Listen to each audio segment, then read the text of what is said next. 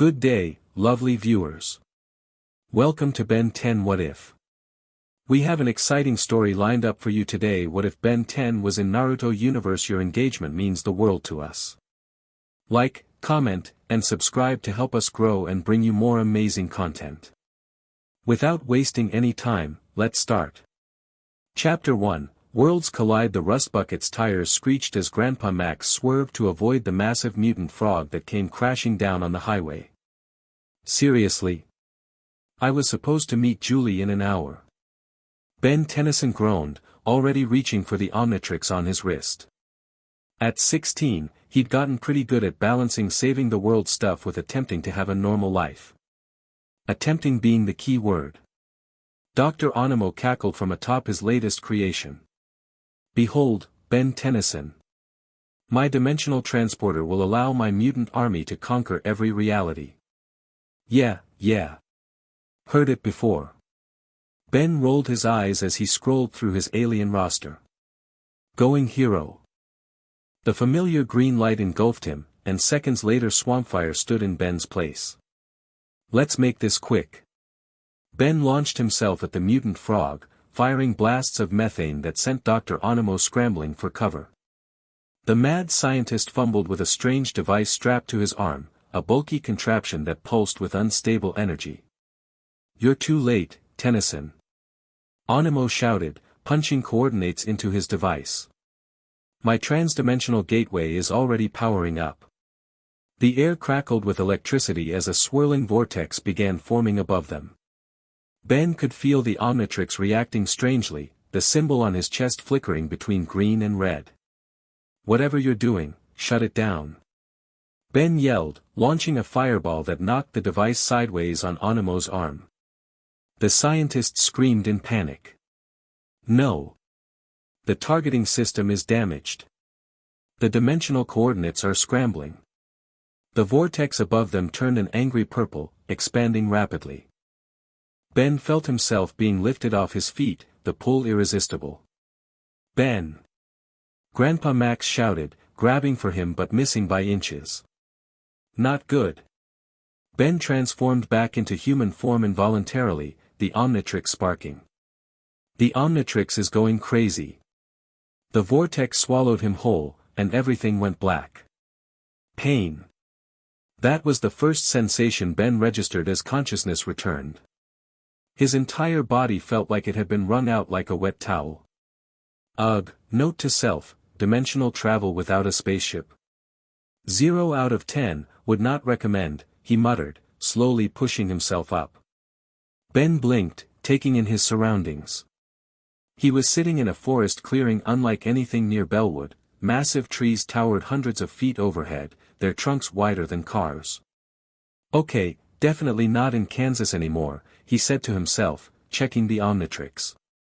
The device was cycling through alien forms on its own, the display flickering erratically. Great. Just great. A rustling sound from the bushes put him on alert. Ben tensed, reaching for the Omnitrix despite its malfunctioning state. Who's there? He called out, trying to sound more confident than he felt. 3 figures burst from the tree lean so fast Ben barely had time to register them, a blonde kid in an orange jumpsuit, a dark-haired boy in blue, and a pink-haired girl. All 3 looked around his age and wore metal headbands with strange symbols. The blonde one pointed dramatically. See? I told you guys I sensed weird chakra. The dark-haired boy's eyes narrowed. Who are you? You're not wearing a village headband. Ben raised his hands slowly. Look, I'm not looking for trouble. Name's Ben Tennyson. I'm not exactly from around here. The pink-haired girl studied him intently. That device on your wrist, it has strange energy flowing through it.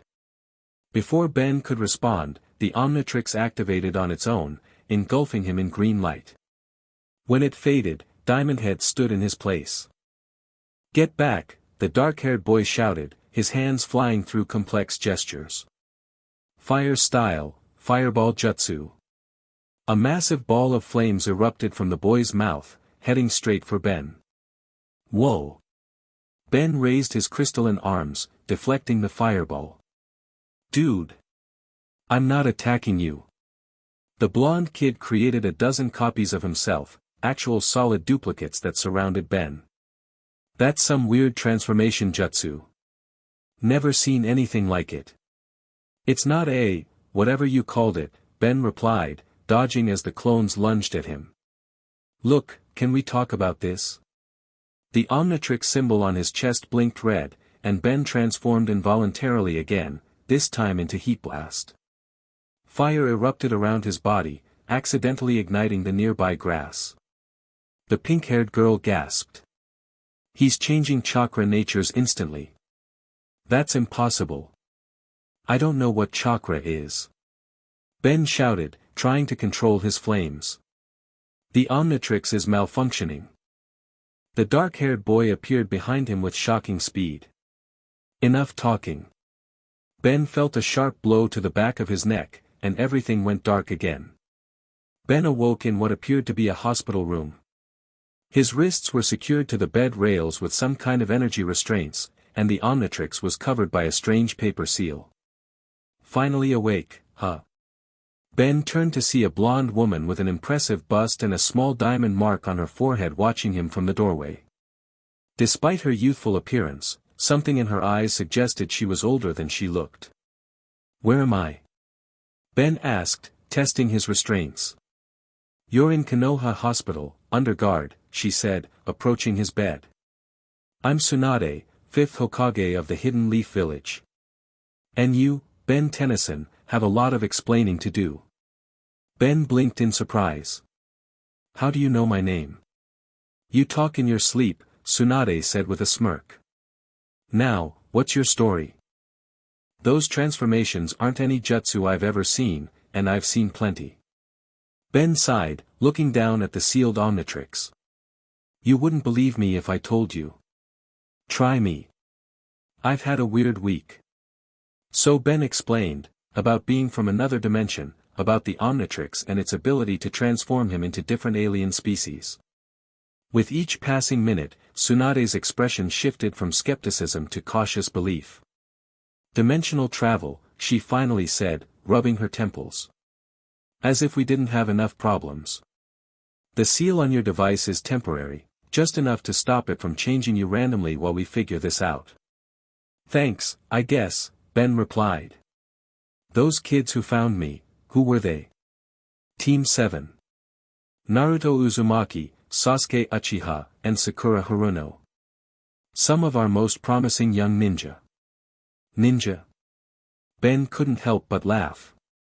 Like, actual ninja? Tsunade's eyebrow raised. Is that funny? Sorry, it's just, in my world, ninja are historical figures. Or guys in black pajamas in movies. The door slid open, and a man with silver hair that defied gravity walked in. The most striking thing about him was that a mask covered the lower half of his face, and his headband covered one eye.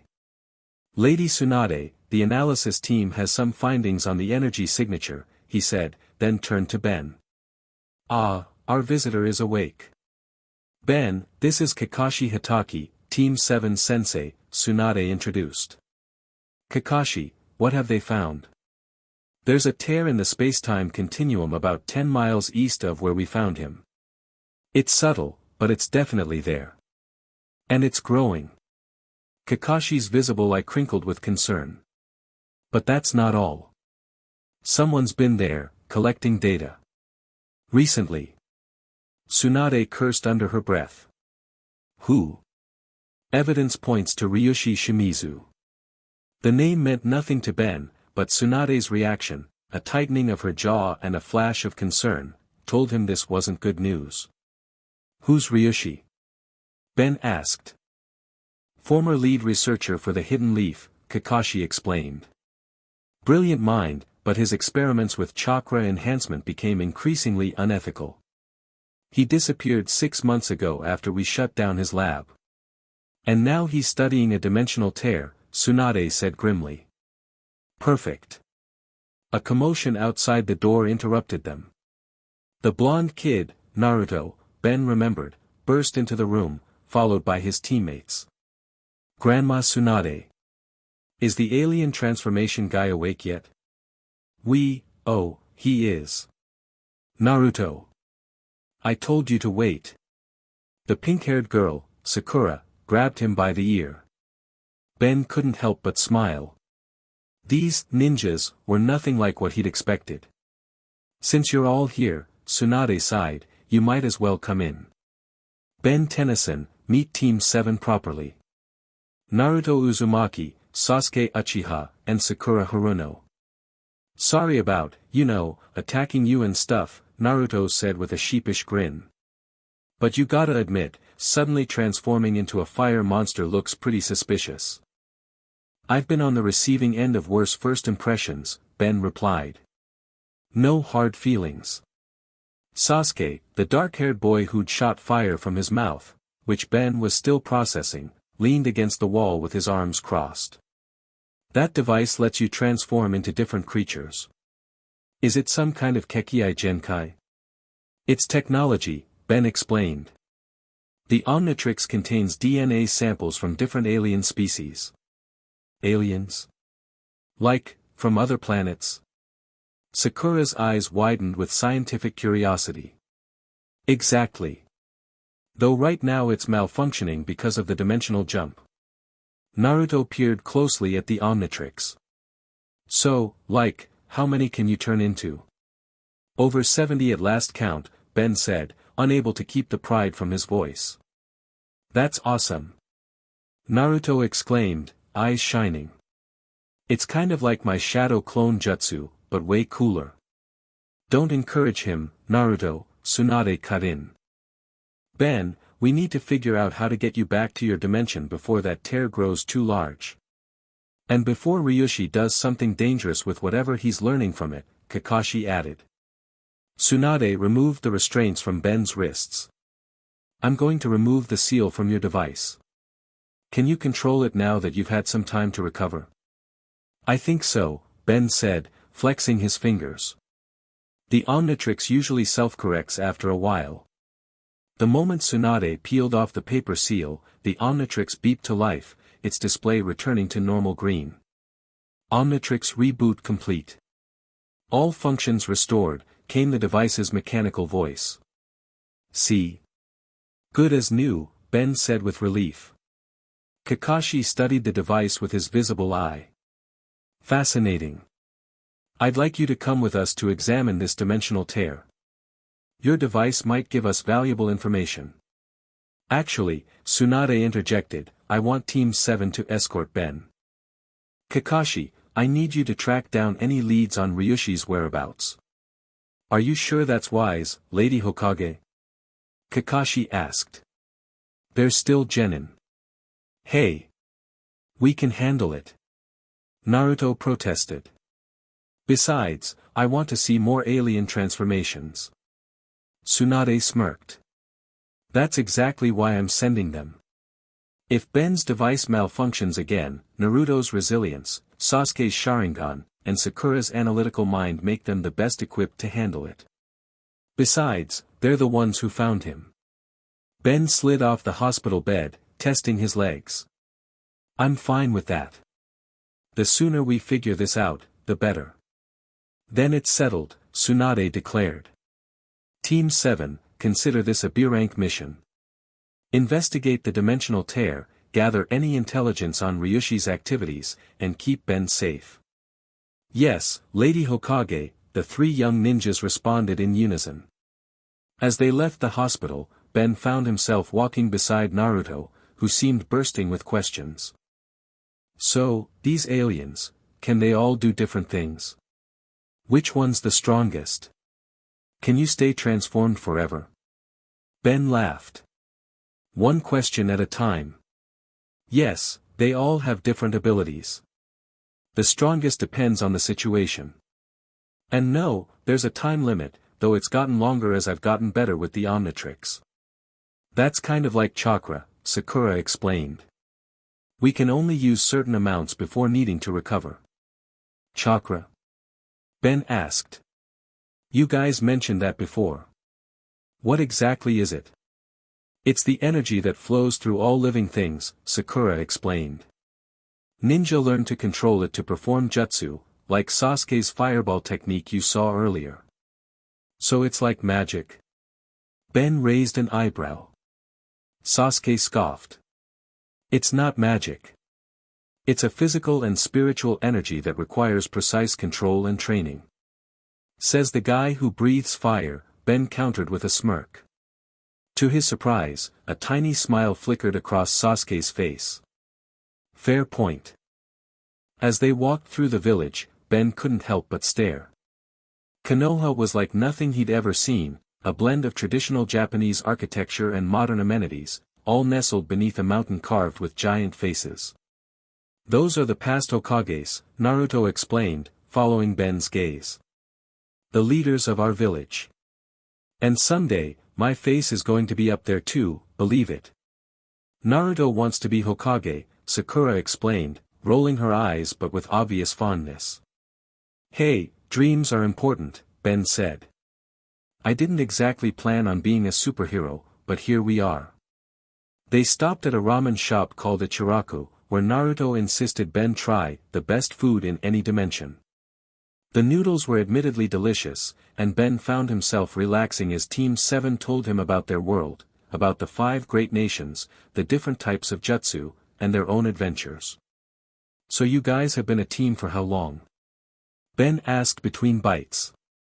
About 3 years, Sakura answered. Though Sasuke. She hesitated. I left for a while, Sasuke said stiffly. To pursue power for personal reasons. I came back 6 months ago.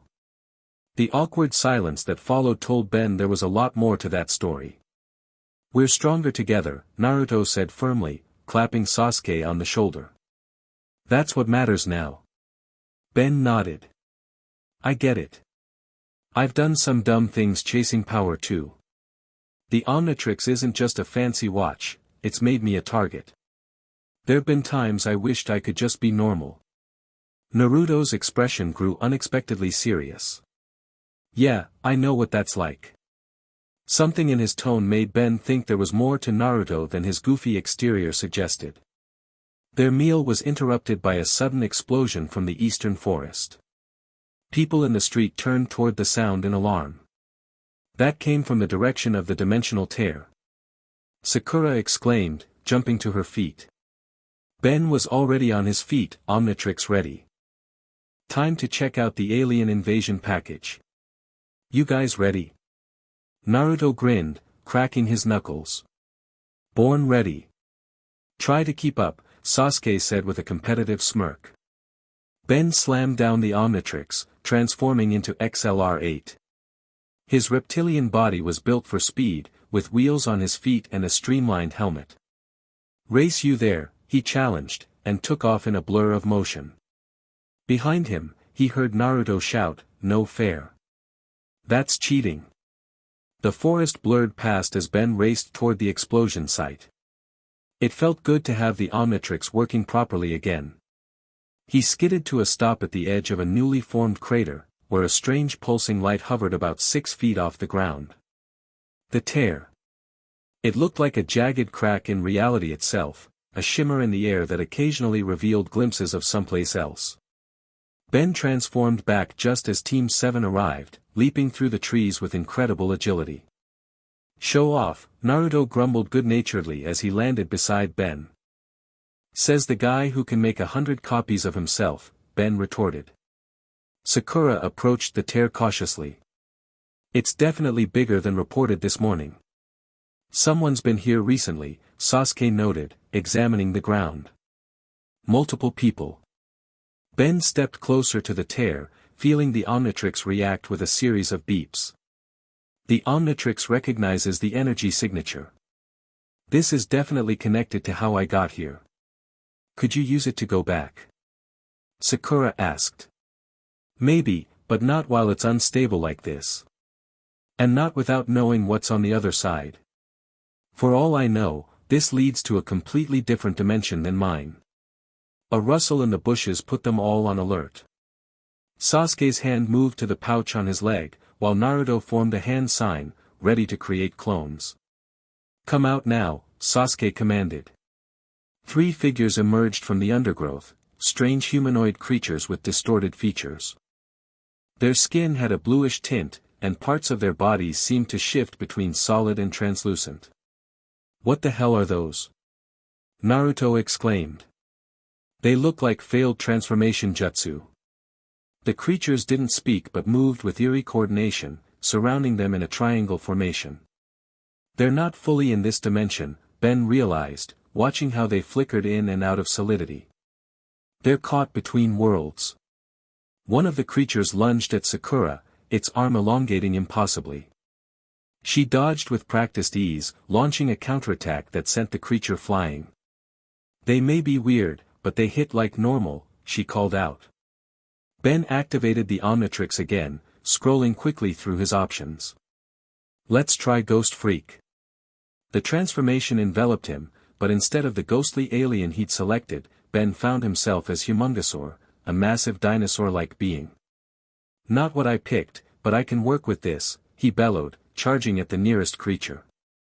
To his surprise, his massive fist passed right through the creature when it shifted to its translucent state. "Physical attacks don't work when they're phasing," he warned. Sasuke's eyes transformed, turning red with strange black patterns. "Sharingan. I can see their chakra flow. They shift states in a pattern. Then we time our attacks." Naruto created a dozen shadow clones that rushed the creatures from all directions. Working together, they quickly discovered the rhythm. The creatures could only maintain solidity for 10 seconds before needing to phase for 5. Once they had the pattern, even the strange being's unusual abilities couldn't save them. Ben slammed one into the ground just as it solidified, while Sakura's chakra-enhanced punch connected with another. Sasuke and Naruto tag-teamed the third, Sasuke predicting its movements with his Sharingan while Naruto's clones overwhelmed it from all sides. When the last creature fell, it didn't stay down. Instead, its body dissolved into blue particles that flowed back toward the dimensional tear.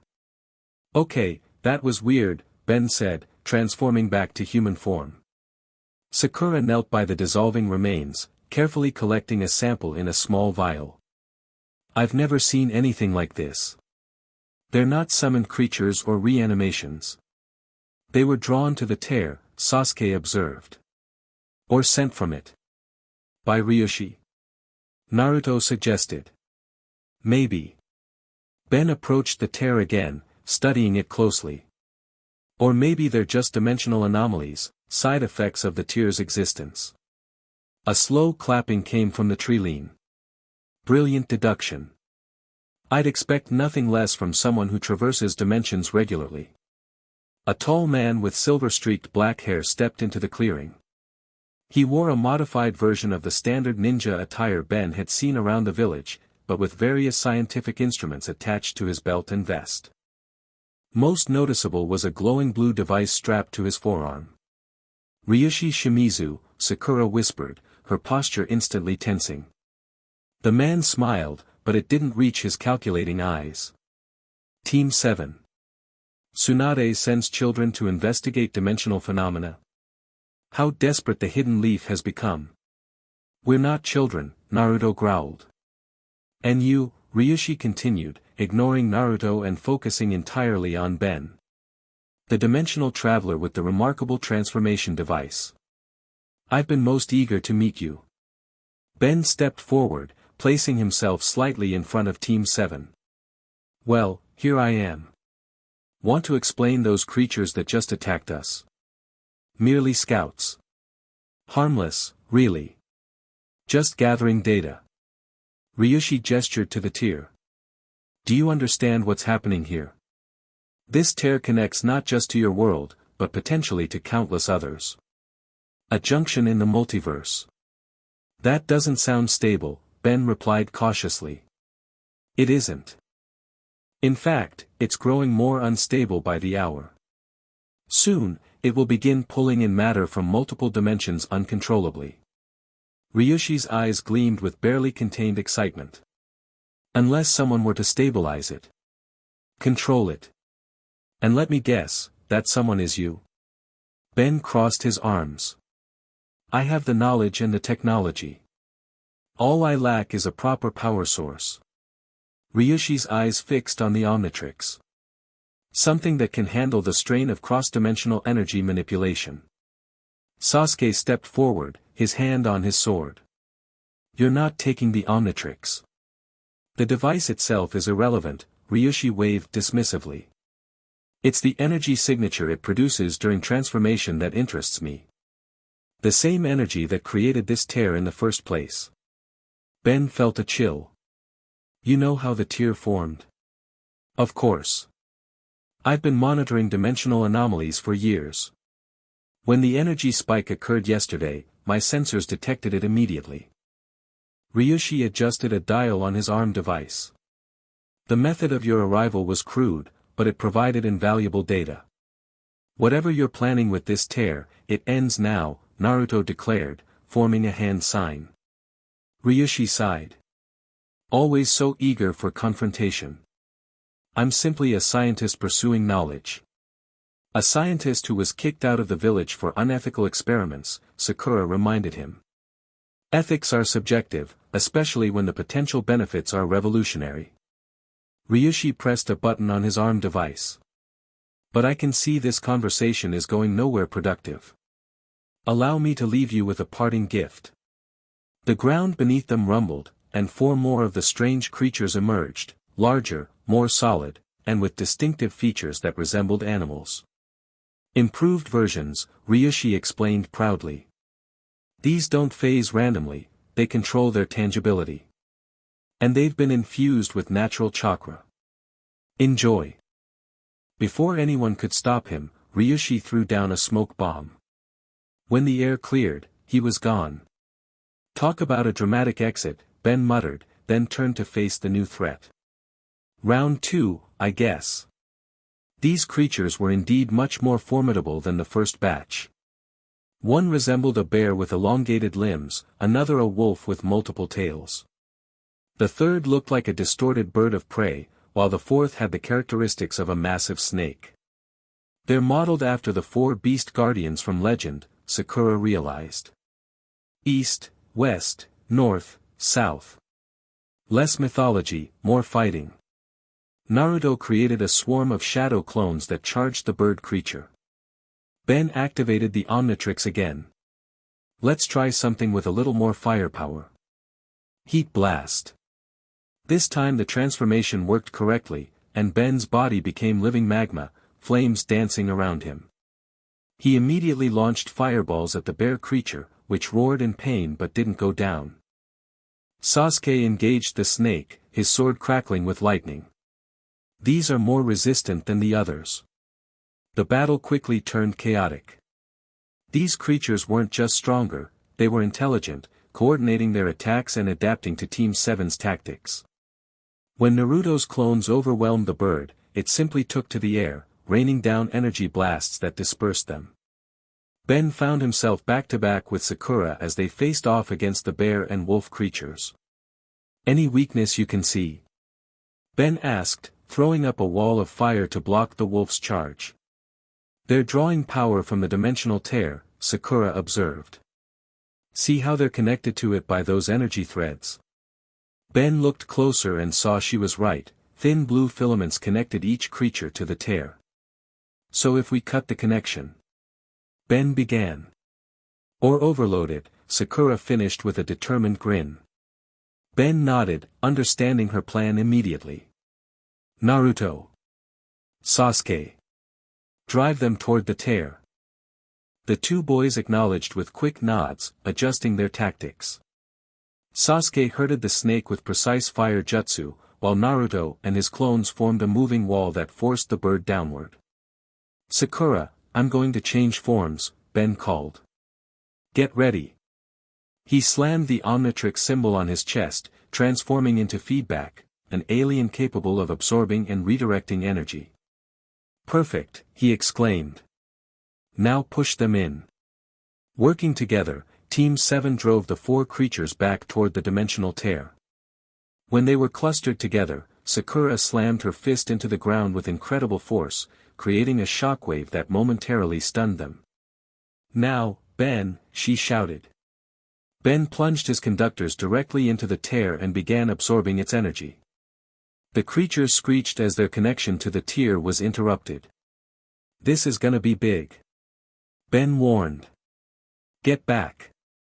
As Team 7 retreated to a safe distance, Ben channeled all the absorbed energy directly into the creatures.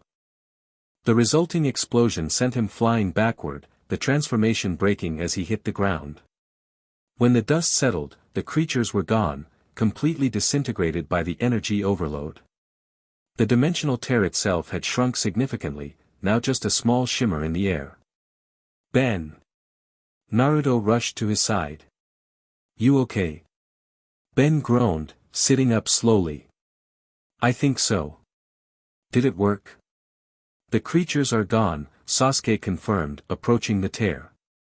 And the tear is smaller. Sakura helped Ben to his feet. That was quick thinking with the energy absorption. Teamwork, Ben said with a tired smile.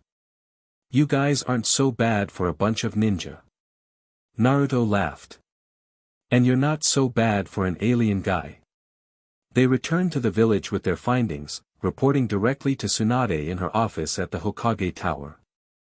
Kakashi joined them, listening intently as they described the encounter with Ryushi. So he's definitely researching the dimensional tear, Tsunade mused. And creating these hybrid creatures using its energy. He seemed particularly interested in the Omnitrix, Ben added. Specifically, the energy it produces during transformation. Kakashi nodded thoughtfully. That aligns with my intelligence. Ryushi has established a research facility in the mountains northeast of here. According to my sources, he's collected various energy-amplifying artifacts over the past few months. What's his endgame? Sasuke asked. Control, Tsunade answered grimly. Ryushi always believed that with enough power, he could reshape the village, the world, according to his vision. If he can harness dimensional energy, he'd have access to power beyond anything in this world, Ben finished. I've seen what happens when people mess with interdimensional forces. It never ends well. Tsunade's eyes narrowed with decision. We need to shut him down before he destabilizes the barrier between dimensions further. Kakashi, assemble a team to locate his main facility. What about Ben? Sakura asked. If Ryushi wants the Omnitrix as energy, shouldn't we be concerned about another attack? I can take care of myself, Ben assured her. Perhaps, Tsunade agreed, but you're also unfamiliar with our world and its dangers. Until we resolve this situation, I'm assigning you to stay with Team 7. Ben blinked in surprise. You're not locking me up. Even though I'm basically the interdimensional equivalent of a nuclear power source Ryushi wants to get his hands on. Tsunade smirked. If we locked up every powerful individual a madman wanted to exploit, half my best ninja would be in cells. Besides, you've proven yourself trustworthy in battle. So where will he stay? Naruto asked. With you, Tsunade decided. What? Me? Naruto's eyes widened. Your apartment has space, and your unique abilities make you the most suitable guardian if the Omnitrix malfunctions again.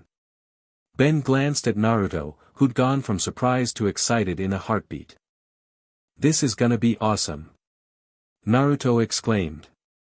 We can talk jutsu and alien transformations all night. Great, Sasuke muttered. 2 of them. Sakura giggled behind her hand. As they left the Hokage Tower, the sun was beginning to set over Konoha. Ben found himself warming to this strange world of ninja and chakra. It wasn't home, but there was something comforting about having allies, maybe even friends, in this unfamiliar place. So, Naruto nudged Ben as they walked, which transformation is your favorite? Ben considered the question. Probably feedback. Or maybe Humongousaur for raw power. You. Shadow clone jutsu, obviously. Naruto grinned.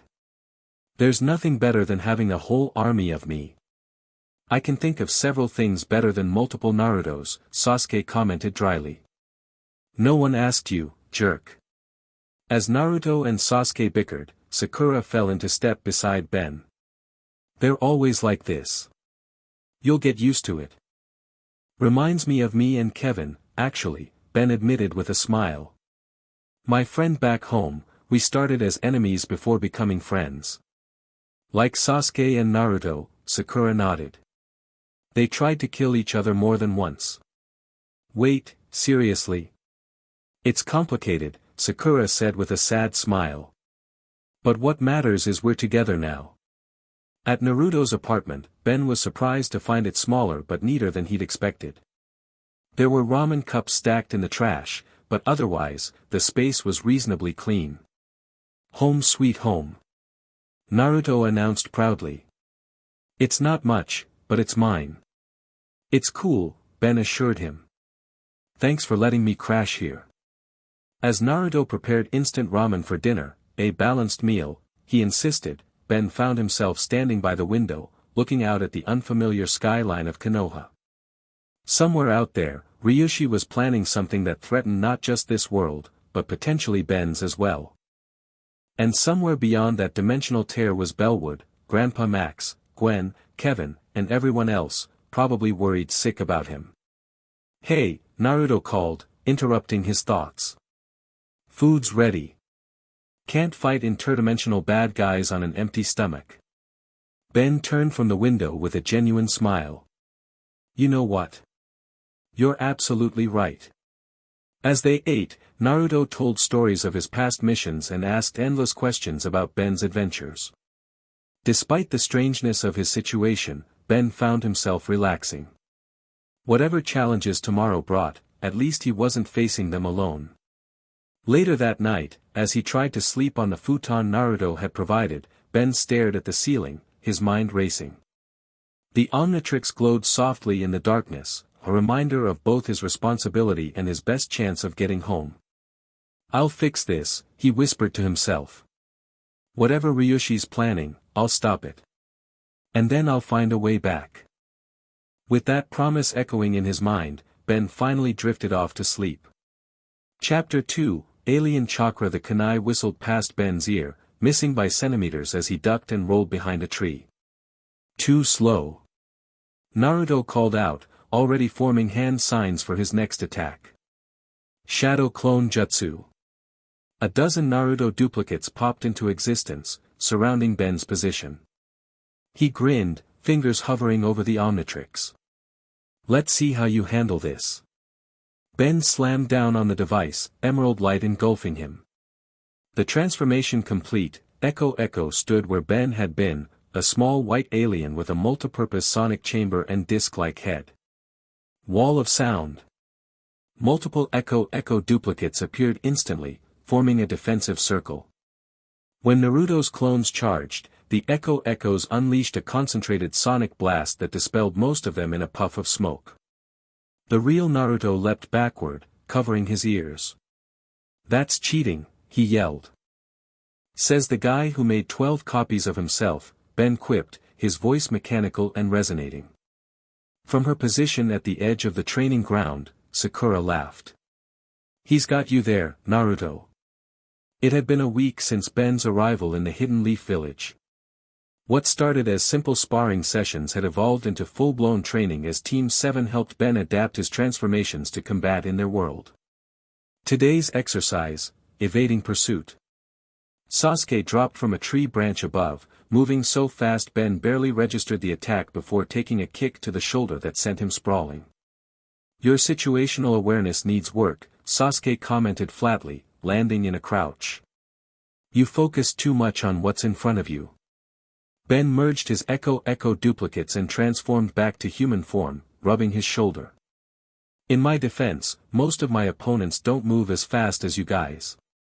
That's what makes this good practice, Kakashi said, appearing seemingly from nowhere. The Jonin hadn't participated in the training, preferring to observe from behind his ever-present book. Your transformations give you versatility, but you need to adapt to our combat styles. Ben nodded, taking the criticism in stride. He'd learned quickly that ninja fighting was different from the straightforward brawls he was accustomed to, more about stealth, strategy, and exploiting openings than raw power. Let's take 5, Sakura suggested, tossing Ben a water bottle. You've been at it for hours. Ben caught it gratefully. Thanks. I feel like I've been put through a blender, rewound, then blended again. The team gathered under the shade of a large oak tree. Despite his complaints, Ben was enjoying himself. There was something refreshing about training with people his own age who didn't freak out about his transformations, who actually had powers of their own. So I've been thinking, Naruto said between gulps of water, have you tried using chakra while transformed? Ben raised an eyebrow. I don't have chakra, remember? Everyone has chakra, Sakura corrected. It's life energy. You might not be able to manipulate it like we do, but it's there. Actually, Kakashi interjected, lowering his book, that's an interesting question. The Omnitrix transforms your entire physiology. Theoretically, if your aliens have chakra networks. Ben considered this. You think I could use jutsu while transformed? Worth trying, Sasuke said with unexpected interest. Your diamond head form had chakra flowing through it when I looked with my Sharingan. Only one way to find out. Naruto jumped to his feet. Transform into something and I'll show you how to feel for your chakra. Ben scrolled through the Omnitrix and selected Swampfire. In a flash of green, his body transformed into the plant-like alien with regenerative abilities and control over fire and plants. Perfect choice, Kakashi noted, putting his book away and giving Ben his full attention. Plant-based physiology should have excellent chakra conductivity. Naruto positioned himself across from Ben. Okay, so chakra is about energy. You gotta feel it inside you, then learn to direct it. Like this. Naruto formed a hand sign, and blue energy became visible around him. Ben watched in fascination. I can sense the energy in you, Sasuke said, his eyes transformed into the Sharingan. It's different from ours, more concentrated in that symbol on your chest, but it flows through your whole body. Sakura approached, her medical training giving her insight. Try focusing on the center of your body. Imagine the energy gathering there, then direct it to your hands. Ben closed his eyes, concentrating. At first, he felt nothing unusual, just the familiar sensation of being Swampfire. Then, gradually, he became aware of something else. A warm current flowing beneath his plant-like skin, different from the natural fire abilities of this form. I feel something, he said. Direct it to your hands, Sakura instructed. Don't force it, guide it. Ben focused on his palms, imagining the energy flowing down his arms. To his shock, a faint blue-green glow appeared around his hands, mingling with his natural flames. Whoa! Naruto exclaimed. You're doing it. The chakra is mixing with his natural abilities, Sasuke observed. Enhancing them. Ben experimented, summoning a fireball. Instead of the normal orange-red flames, this one burned blue-green and felt significantly more powerful. This is incredible, he said, staring at his hands. It's like my powers are supercharged. Kakashi nodded approvingly. You're a natural. Though I suspect each of your transformations will interact with chakra differently. They spent the next hour testing different alien forms. Diamond Head could channel chakra through his crystals, creating blades with properties similar to chakra-infused weapons. Forearms could enhance his strength even further with chakra control. XLR-8's speed became almost impossible to track. But the most dramatic difference came when Ben transformed into Ghost Freak. The spectral alien normally phased through solid objects at will, but with chakra control, he discovered he could make parts of himself tangible while keeping others intangible simultaneously. This changes everything, Ben said as he returned to human form, exhilarated but exhausted. Back home, I'm limited by what each alien can naturally do. But here. Chakra expands the possibilities, Kakashi finished. Though I suspect it works because the Omnitrix adapts your forms to have chakra networks. A fascinating side effect of interdimensional travel. Their training session was interrupted by the arrival of a messenger ninja who appeared in a swirl of leaves. Kakashi-sensei, the ninja addressed, Lady Tsunade requests Team 7's presence immediately. It concerns Ryushi Shimizu. The mood shifted instantly. For the past week, search teams had been tracking Ryushi's movements without success. If Tsunade was calling them in, something significant must have happened. Tell her we're on our way, Kakashi replied. The messenger nodded and disappeared in another leaf swirl. Show off, Naruto muttered. I still can't do the leaf thing without getting some up my nose. Let's move, Sasuke said, already heading toward the village. Tsunade's office was crowded when they arrived. In addition to the Hokage herself, Shizune stood nearby with a stack of reports. Maps were spread across Tsunade's desk, marked with various notations. Good, you're here, Tsunade said without preamble. We've located one of Ryushi's labs. She gestured to the largest map, where a location in the mountains was circled in red. Surveillance team spotted unusual energy signatures consistent with what we detected at the dimensional tear. Additionally, there have been reports of strange creatures in the area, likely more of his experiments. Ben studied the map. How far is it from the original tear? About 20 miles northeast, Shizune answered. But that's not all. She handed a folder to Kakashi, who flipped it open and frowned. 3 ninja have gone missing in that region over the past 5 days, Kakashi explained to the group. 2 Chunin from our village and 1 Jonin from the sand. He's collecting test subjects, Sasuke concluded darkly. Tsunade nodded grimly. That's our assumption. Based on the intelligence Kakashi gathered about Ryushi's previous research, he was obsessed with enhancing human capabilities through chakra manipulation. If he's found a way to incorporate dimensional energy or alien DNA. Those poor ninja, Sakura whispered. This is where you come in, Tsunade continued. I'm sending Team 7 to investigate the facility. Your primary objectives are to gather intelligence on Ryushi's operations and, if possible, rescue the captured ninja. And Ben? Naruto asked. Ben goes with you, Tsunade answered. His experience with the Omnitrix and dimensional technology makes him invaluable for this mission. Besides, keeping him in the village doesn't seem to be deterring Ryushi anyway. Ben stepped forward. I want to help. This is partly my responsibility, the tier only exists because of how I arrived here. Tsunade's expression softened slightly. This isn't your fault, Ben. Ryushi would have found another dangerous power source if you hadn't come along. That's what men like him do.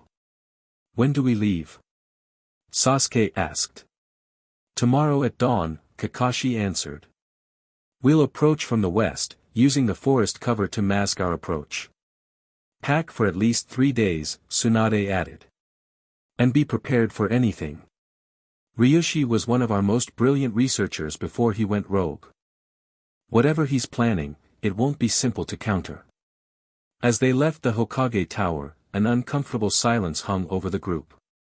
The light-hearted atmosphere from their training session had evaporated. We should prepare, Sakura finally said. I'll stop by the hospital to stock up on medical supplies. Sasuke nodded. I'll check our weapons inventory. And I'll hit Ichiraku for a pre-mission ramen feast. Naruto declared, trying to lighten the mood. Ben, you in? Ben smiled despite the tension. Sure. Might as well enjoy the calm before the storm. As Sakura and Sasuke departed on their errands, Ben and Naruto headed toward the ramen shop. Along the way, Naruto grew uncharacteristically quiet. Something on your mind? Ben asked. Naruto kicked at a stone. Just thinking about those captured ninja. When I was younger, everyone in the village feared and avoided me because of. He paused. Well, because of something inside me. I know what it's like to be treated like a weapon or a research subject. Ben nodded in understanding. I get it. The Omnitrix made me a target for every power-hungry alien warlord in the galaxy. There's always someone who sees you as a means to an end rather than a person. Exactly. Naruto's eyes lit up at being understood. That's why we gotta stop Ryushi. No one deserves to be treated like that. We will, Ben assured him. Between your shadow clones, Sasuke's Sharingan, Sakura's strength, and my aliens, Ryushi doesn't stand a chance. Naruto's usual grin returned. Believe it. At Ichiraku, they found the small ramen stand already occupied by a familiar face, Hinata Hyuga, the shy girl with pale eyes who Ben had met briefly during his first days in Konoha. He'd noticed how she always seemed to turn red and stammer whenever Naruto was around. Hello, Naruto, Ben, she greeted softly as they took seats beside her. Hey, Hinata. Naruto replied cheerfully, oblivious to her blush. What brings you here? Just finished training with Kiba and Shino, she answered, fidgeting with her chopsticks. Ben exchanged a knowing look with Tucci, the ramen shop owner, who rolled his eyes good-naturedly at Naruto's cluelessness. We're heading out on a mission tomorrow, Naruto told her as they ordered. Super important stuff. Oh. Hinata's concern was evident. Please be careful. Always am. Naruto declared through a mouthful of noodles. Ben snorted. Says the guy who charged headfirst at a dimensional creature yesterday without checking if it was solid first. Hinata giggled softly as Naruto spluttered in protest. That was a strategic advance to test its defenses. Is that what we're calling faceplanting now? Strategic advancement. Their banter continued through the meal, and even Hinata joined in occasionally, growing more comfortable as the conversation flowed. Ben found himself genuinely enjoying these moments of normalcy in a strange world. After dinner, they parted ways with Hinata, who wished them luck with unusual intensity, particularly directed at Naruto. She likes you, you know, Ben commented as they walked back toward Naruto's apartment. Who, Hinata? Yeah, she's nice to everyone, Naruto replied, completely missing the point. Ben just shook his head. Never mind. Back at the apartment, they packed their gear for the mission. Ben didn't have much, just some clothes Naruto had lent him and a few ninja tools Kakashi had provided. The Omnitrix was his primary equipment. Hey, Ben. Naruto asked as they finished packing. What's your world like? You haven't talked much about it. Ben paused, suddenly hit with a wave of homesickness. It's different. No ninja villages or chakra. Most people don't have powers, they live normal lives in cities with cars and smartphones and stuff. Sounds boring, Naruto commented. It can be, Ben admitted with a smile. That's partly why I kept the Omnitrix when I had chances to get rid of it. Life's more interesting when you're helping people, having adventures. Naruto nodded in understanding. That's why I'm going to be Hokage someday. To protect everyone and show the world what I can do. You'll make a good leader, Ben said sincerely. You care about people. You think so? Naruto asked, a rare moment of vulnerability showing through his confident exterior. I know so. Trust me, I've met enough leaders, good and bad, to tell the difference. Naruto beamed at the compliment. Thanks, Ben. As they settled in for the night, Ben found himself staring at the ceiling again, thinking about home. Were Grandpa Max and Gwen still looking for him? Had time even passed the same way there? Dimensional travel complicated everything. Yet despite missing home, he had to admit that there was something compelling about this world of ninja and chakra. The way his powers interacted here opened new possibilities, and the friends he'd made in Team 7 reminded him of his own team back home. Tomorrow they'd confront Ryushi, and maybe get answers about how to fix the dimensional tear. With that thought, Ben finally drifted off to sleep. Dawn arrived with a light drizzle that shrouded the village in mist. Team 7 gathered at the main gate, checking equipment one last time before departure. Everyone clear on the plan? Kakashi asked, his visible eye scanning his team. Approach undetected, gather intelligence, locate hostages if present, avoid direct confrontation with Ryushi if possible, Sakura recited. And if we do confront him? Sasuke prompted. Contain, don't kill, Kakashi answered firmly. He needs to answer for his crimes, and we need information only he can provide about the dimensional tear. Ben adjusted the borrowed ninja gear that felt strange over his usual attire. I've set the Omnitrix to quick select 5 forms that should work well for stealth and reconnaissance. Which ones? Naruto asked eagerly. Big Chill for phasing through walls, Wild Mutt for tracking, XLR-8 for quick extraction, Ghost Freak for possessing guards if needed, and Echo for creating diversions. Impressive planning, Kakashi acknowledged. Let's move out. The journey began at a pace Ben struggled to match in human form. Ninja traveled differently than he was used to, leaping through trees, running across water, and generally defying physics in ways that seemed casual to them. After the 3rd time Ben nearly fell from a branch, Sakura dropped back to travel alongside him. Need some help? She asked without condescension. Is it that obvious? Ben replied with a wry smile.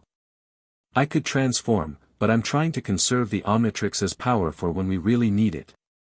Sakura nodded in understanding. Here, channel chakra to your feet like we practiced yesterday. It'll help with grip and balance. Ben followed her instructions, focusing the energy as she'd taught him. The difference was immediate, his footing became surer, his jumps more controlled. That's actually working, he exclaimed as he kept pace with her. You're picking up chakra control faster than most academy students, she observed. It usually takes years to develop that kind of sensitivity. Maybe the Omnitrix helps, Ben suggested. It's designed to adapt to different biologies. Maybe it's adapting me to use chakra better. Possibly, Sakura mused. Though I think you're just naturally talented. The compliment made Ben smile. Of the team's 7 members, Sakura had been the most consistently encouraging of his attempts to adapt to their world. They traveled throughout the morning, stopping briefly for lunch in a small clearing. As they ate, Kakashi spread out a detailed map. We're here, he said, pointing to a location. Ryushi's lab should be approximately 2 hours from our position, nestled in this valley. According to reconnaissance, there are sentries posted along this ridge. What kind of sentries? Sasuke asked. Both human and other, Kakashi replied grimly. Reports describe creatures similar to what you encountered at the tear, but more stable. Ben leaned forward. If they're like the ones we fought before, physical attacks might not work consistently. We should focus on energy-based attacks. Agreed, Kakashi nodded. Sasuke, your fire and lightning techniques will be particularly effective. Naruto, shadow clones for distraction. Sakura, focus on any human opponents. Ben. I'll go Big Chill for initial recon, Ben finished. I can phase through walls without detection and get a layout of the facility. The plan established, they packed up and continued their journey. As they drew closer to their destination, the forest grew denser, the trees larger and more ancient. An unnatural stillness hung in the air, no birds sang, no animals rustled in the underbrush. It feels wrong here, Naruto commented, unusually subdued. Like the forest itself is scared. The chakra is distorted, Sasuke confirmed, his Sharingan active. Something's interfering with the natural energy flow. Kakashi signaled for them to stop and drop to the ground. Ahead, the tree line ended at the edge of a rocky slope. Beyond that lay a small valley where a structure was partially built into the mountainside, a combination of natural cave and constructed laboratory. There, he whispered, pointing to movement at the facility's entrance. 2 figures stood guard, human in shape but with an unnatural rigidity to their posture. Enhanced ninja. Sakura suggested. Most likely, Kakashi agreed.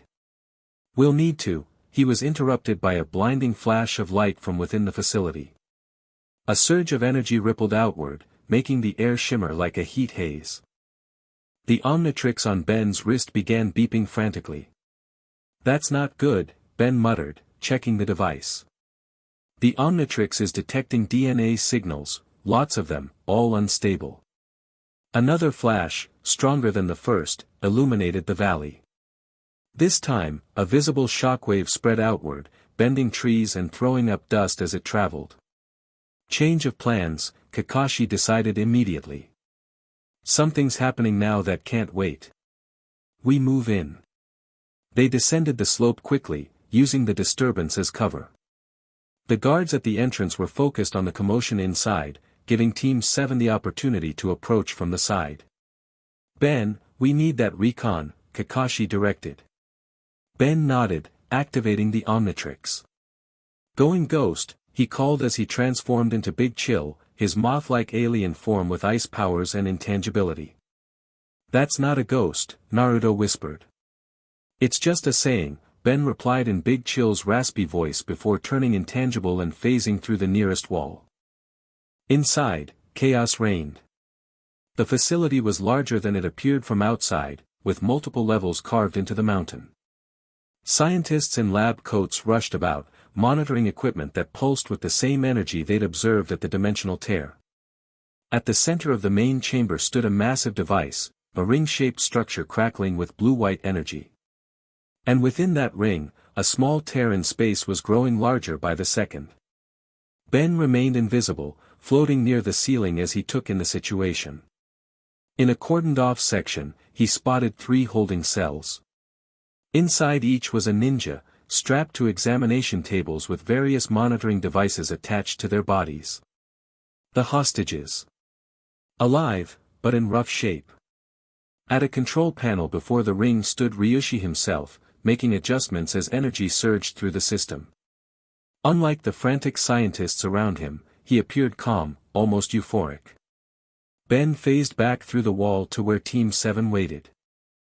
3 hostages, main level, east side, he reported, transforming back to human form.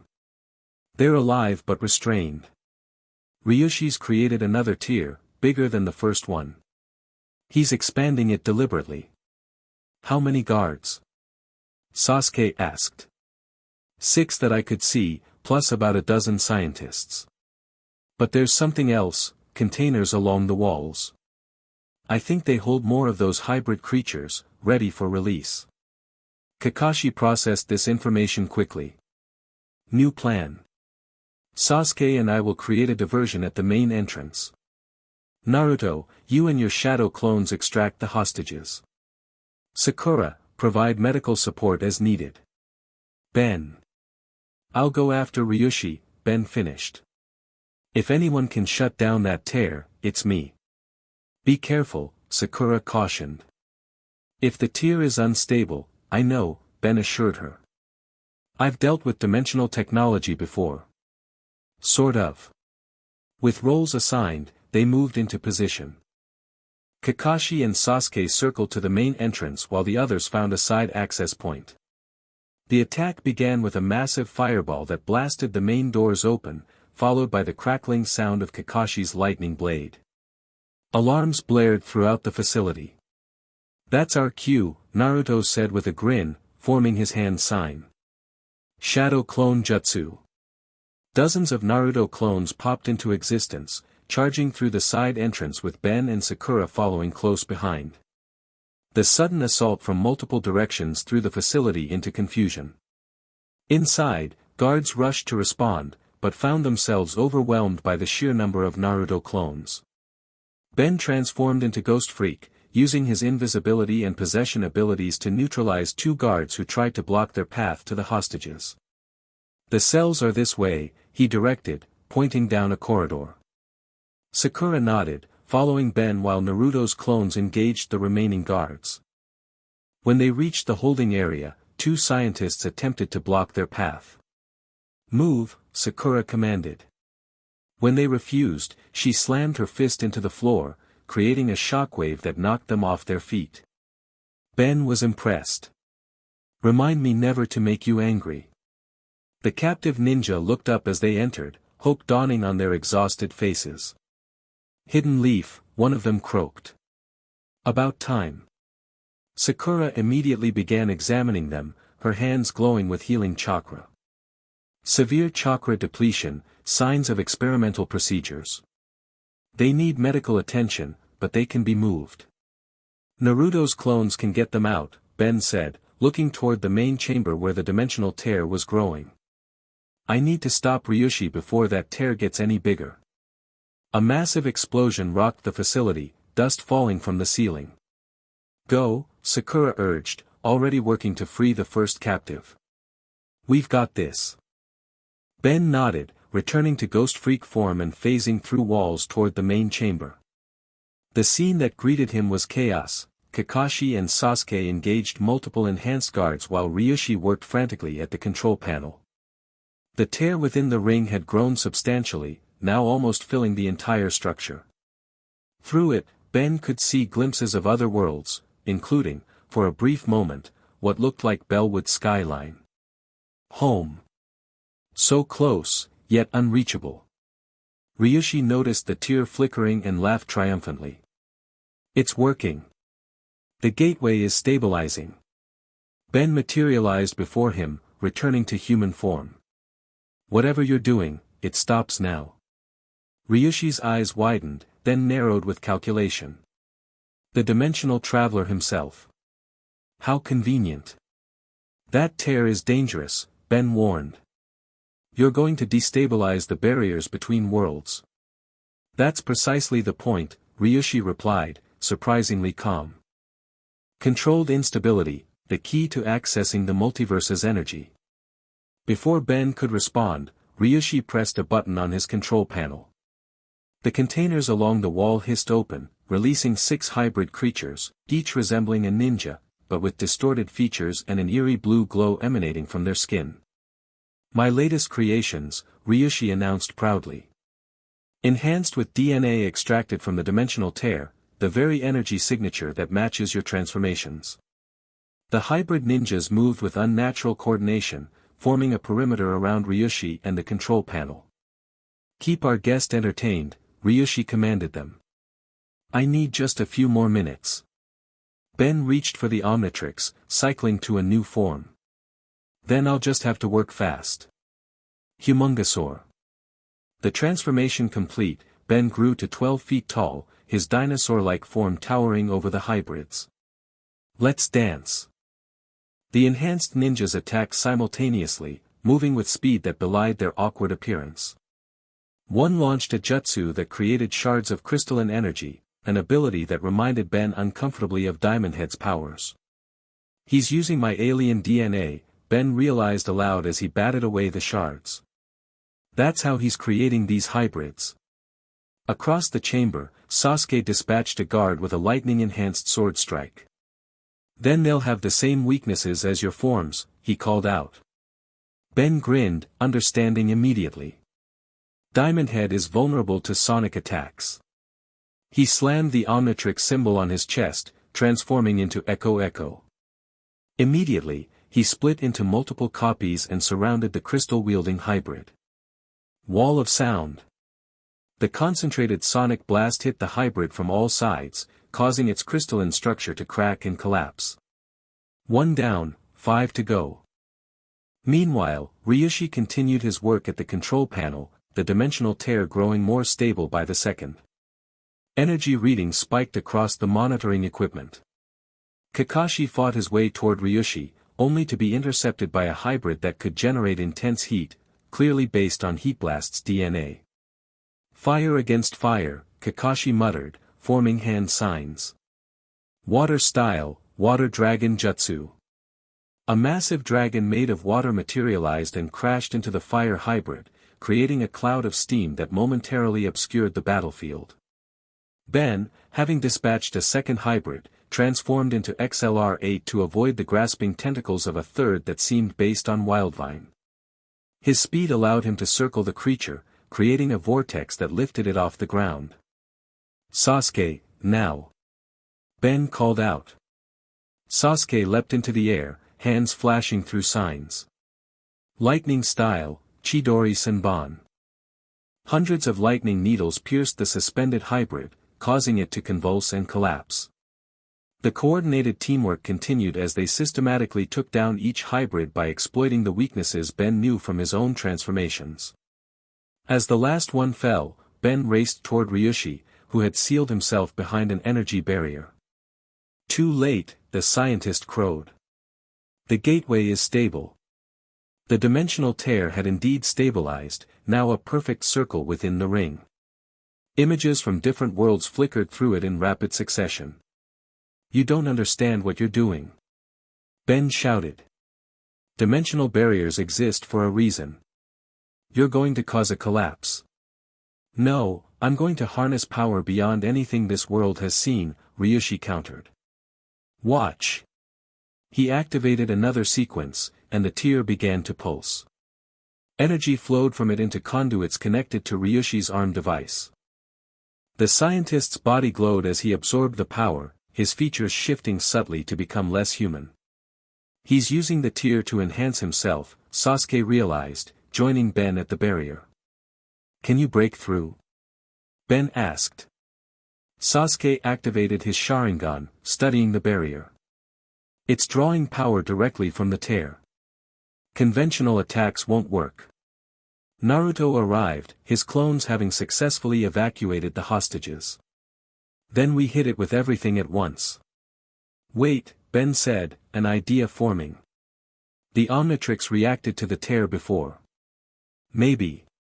He transformed into feedback, the alien capable of absorbing and redirecting energy. Placing his hands on the barrier, he began drawing power from it, creating a feedback loop. It's working, Kakashi observed as the barrier flickered. But Ryushi's still channeling energy from the tear. We need to overload his system, Ben said through gritted teeth. Naruto, get ready with your strongest attack. Sasuke, same. When the barrier falls, hit him with everything. The barrier weakened further as Ben continued absorbing its energy. With a final surge, it collapsed entirely, leaving Ryushi exposed but still glowing with dimensional power. Now! Ben shouted. Rasengan. Naruto charged forward, a spiraling sphere of chakra forming in his palm. Chidori.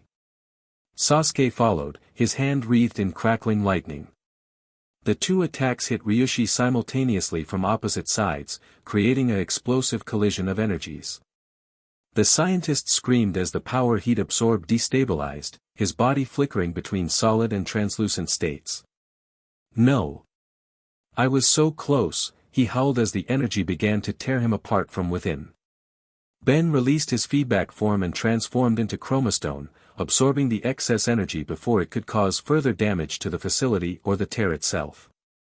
The tears destabilizing. Sakura shouted from the entrance, where she'd just arrived. The whole system's going to blow. Ryushi collapsed to his knees, the dimensional energy leaving his body in waves that Ben continued to absorb. The scientist looked broken, his great ambition literally tearing him apart. You fools, he gasped. You've ruined everything. We've saved reality, Ben corrected, returning to human form as the last of the dangerous energy dissipated. Your gateway was never going to be stable. The ring structure began to collapse as the tear within it shrank rapidly. Emergency systems activated, sealing off sections of the facility. We need to go, Kakashi ordered, grabbing the now unconscious Ryushi. This place is coming down. They fled through the corridors, dodging falling debris. Outside, they regrouped with the rescued hostages, watching from a safe distance as the facility partially collapsed into the mountainside. Did we stop it? Naruto asked, breathing heavily. Ben checked the Omnitrix, which had been reacting to the dimensional energies. The tears closed, or at least shrunk back to its original size. But what? Sakura prompted. But for a moment, I saw my world through it. The tear connected directly to my dimension, just for a second. Ben's voice held a mixture of hope and disappointment. I could have gone home. A heavy silence fell over the group. You still can, Sasuke said finally. The original tear still exists. With Ryushi's research, we might find a way to stabilize it enough for you to pass through. Ben nodded, but his expression remained troubled. Yeah, maybe. As ANBU agents arrived to secure the area and take custody of Ryushi, Team 7 and Ben began the journey back to Konoha. The mood was subdued, they'd succeeded in their mission, but the implications of what they'd discovered weighed heavily on them. Ryushi won't be the last to try exploiting the tear, Kakashi noted as they traveled. As long as it exists, it presents a danger to both our worlds. Then we need to close it permanently, Ben concluded. Even if that means. He left the thought unfinished, but everyone understood, even if it meant giving up his chance to return home. Back in Konoha, Tsunade listened to their report with growing concern. Dimensional DNA manipulation, she repeated, shaking her head. Ryushi has reached new levels of recklessness. The captives are recovering well, Sakura reported. But they show signs of experimental procedures, nothing permanent, thankfully. And Ryushi himself? Tsunade asked. Stable, but drained, Kakashi answered. The Umbu have him in a specialized containment cell that suppresses chakra. He won't be creating any more dimensional gateways. Ben stepped forward. Lady Tsunade, I need to ask about the original tear. It's still there, if that's what you're wondering, she confirmed. Our monitoring team reports it's unchanged in size, though it fluctuates occasionally. I want to study it, Ben said. With what we learned from Ryushi's lab, I might be able to figure out how to close it properly. Or how to use it to get home, Naruto added, then looked crestfallen when Ben didn't immediately agree. Both, hopefully, Ben said after a moment. But the priority has to be sealing it before someone else tries what Ryushi did. Tsunade studied him with newfound respect. Very well. I'll assign a research team to assist you. But Ben. She hesitated. You should know that interdimensional travel is incredibly dangerous. Even if you find a way home, there's no guarantee of success. I know, Ben acknowledged. But I have to try. My family, my friends, they don't even know if I'm alive. Of course, Tsunade nodded. In the meantime, consider yourself an official consultant to the Hidden Leaf. You've earned it. After being dismissed, Team 7 and Ben headed to Ichiraku Ramen, their post-mission tradition now including Ben. The mood was lighter as they recounted the more exciting moments of the battle. Did you see Sasuke's face when that hybrid threw up slime? Naruto cackled. Not as priceless as yours when you realized your shadow clone kissed one by mistake, Sasuke retorted. Ben laughed, enjoying their banter. You guys are something else. In my world, most people freak out when they see aliens. You just figure out how to fight them better. We adapt, Sakura said simply. It's what ninja do. As they ate, Ben found his thoughts returning to the moment he'd glimpsed Bellwood through the tear. So close, yet so far. Part of him wondered if he should have jumped through while he had the chance. Sensing his mood, Sakura placed a hand on his arm. We'll find a way, Ben. You helped us stop Ryushi. We'll help you get home. And if we can't? Naruto began, then corrected himself. I mean, until we do, you've got a place here. You're practically one of us now. Practically? Ben raised an eyebrow. Well, your stealth could use work, Sasuke commented dryly. Says the guy who announces his attacks by name, Ben shot back. The laughter that followed felt good, genuine camaraderie that reminded Ben of moments with Gwen and Kevin. Different world, similar connections. Later, as Ben and Naruto walked back to the apartment, Naruto brought up something that had been bothering him. When you saw your world through the tear, he asked hesitantly, did you regret not jumping through? Ben considered the question carefully. For a second, yeah. But then I remembered we were in the middle of stopping a madman from tearing reality apart. He grinned. Priorities, you know. Yeah, but still. Naruto persisted. If you had the chance right now, would you go? Ben stopped walking, turning to face his friend. Honestly? I don't know. A week ago, I would have said yes without hesitation. Now I've seen what you guys do here. The way you use your abilities to protect people, the whole ninja way thing. It's different from how I operate, but the goal's the same. Ben shrugged. Plus, I'm just starting to figure out how my aliens work with chakra. There's a lot more to explore. Naruto's face lit up. So you might stay. I didn't say that, Ben clarified. My family's still back there, worried about me. I have responsibilities. But. He smiled. If I had to be stuck in another dimension, I could do a lot worse than here with you guys. That seemed to satisfy Naruto, who grinned and continued walking. Good, 'cause I still need to learn how to beat all your alien forms. So far I'm only sure about 5 of them. In your dreams, Ben laughed. But we can definitely keep training. The next morning, Ben woke early and headed to the Hokage Tower, where Tsunade had arranged for him to review the data recovered from Ryushi's lab. He spent hours poring over the scientist's notes, trying to understand the complex theories behind dimensional travel. Any breakthroughs? Sakura asked, bringing him lunch when he forgot to eat. Ben rubbed his eyes. Some. Ryushi was actually brilliant, in a twisted way. He identified patterns in the dimensional energy that I never considered. Can it help you get home? Maybe. Ben pointed to a diagram. He believed the tear connects to multiple dimensions, but some connections are stronger than others. My home dimension has the strongest link because that's where I came from. So theoretically, you could target that specific connection, Sakura reasoned. Exactly.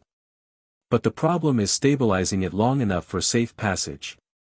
Ben frowned. Every time the tear is used, it grows more unstable. If I go through, I might make it worse for both our worlds. Sakura sat beside him, studying the diagrams. What if the Omnitrix could help? It already interacts with the tear's energy. Ben's eyes widened. That's, actually a really good idea. The Omnitrix adapts to different environments. It might be able to harmonize with the tear's frequency, creating a stable passage. Worth investigating, right? Sakura smiled. Definitely. Ben returned the smile, struck again by how quickly he'd bonded with Team 7. Thanks, Sakura. For everything. What are friends for? She replied simply. Their research was interrupted when an ANBU agent appeared in the doorway. Ben Tennyson, your presence is requested at the detention center. Ryushi Shimizu is asking for you. Ben and Sakura exchanged concerned looks. Why would he want to see you? Sakura wondered aloud. Only one way to find out, Ben said, gathering the research materials. Want to come with? Sakura nodded firmly. Absolutely. The detention center was located beneath the Hokage Tower, a secure facility for holding dangerous criminals. They were escorted to a specialized cell where Ryushi sat behind a barrier of chakra-suppressing seals. The scientist looked diminished, his body no longer enhanced by dimensional energy. But his eyes remained sharp, calculating as they fixed on Ben. Ah, the man of the hour, Ryushi greeted, his voice weaker than before. Come to gloat. I came because you asked to see me, Ben replied evenly. What do you want? Ryushi smiled thinly. Direct. I appreciate that. I want to make a deal. You're not exactly in a position to negotiate, Sakura pointed out coldly. On the contrary, I possess knowledge that young Ben here desperately needs. Ryushi leaned forward. You want to go home, don't you? Back to your dimension. Ben's expression remained neutral. I'm listening. My research went far beyond what you found in that lab. I've been studying dimensional theory for years. Ryushi's eyes gleamed. I know how to stabilize the tear specifically for human passage. But that knowledge dies with me unless we reach an arrangement. What arrangement? Ben asked, though he suspected he knew the answer. My freedom, of course. Ryushi spread his hands. Not immediately. After I help you return home safely. Ben shook his head. Not going to happen. Then you're trapped here forever, Ryushi shrugged. Or you'll die trying to cross dimensions improperly. Your choice. There's another option, Ben countered. You tell us what you know, and in exchange, Tsunade reduces your sentence. Ryushi laughed bitterly. You think too small. That's your problem. The dimensional tear isn't just a doorway, it's a revolution waiting to happen. It's a dangerous anomaly that threatens both our worlds, Ben corrected. Both? Ryushi raised an eyebrow. Try all. The multiverse exists in delicate balance. Your arrival, an accident, I presume, created a ripple effect. Even now, the tear grows slightly larger each day. This was news to Ben. What are you talking about? The monitoring teams haven't told you. Interesting. Ryushi smiled knowingly. The tear expands approximately 1 mm every 24 hours. Imperceptible to casual observation, but my instruments detected the pattern. In approximately 6 months, it will reach critical mass. And what happens then? Sakura demanded.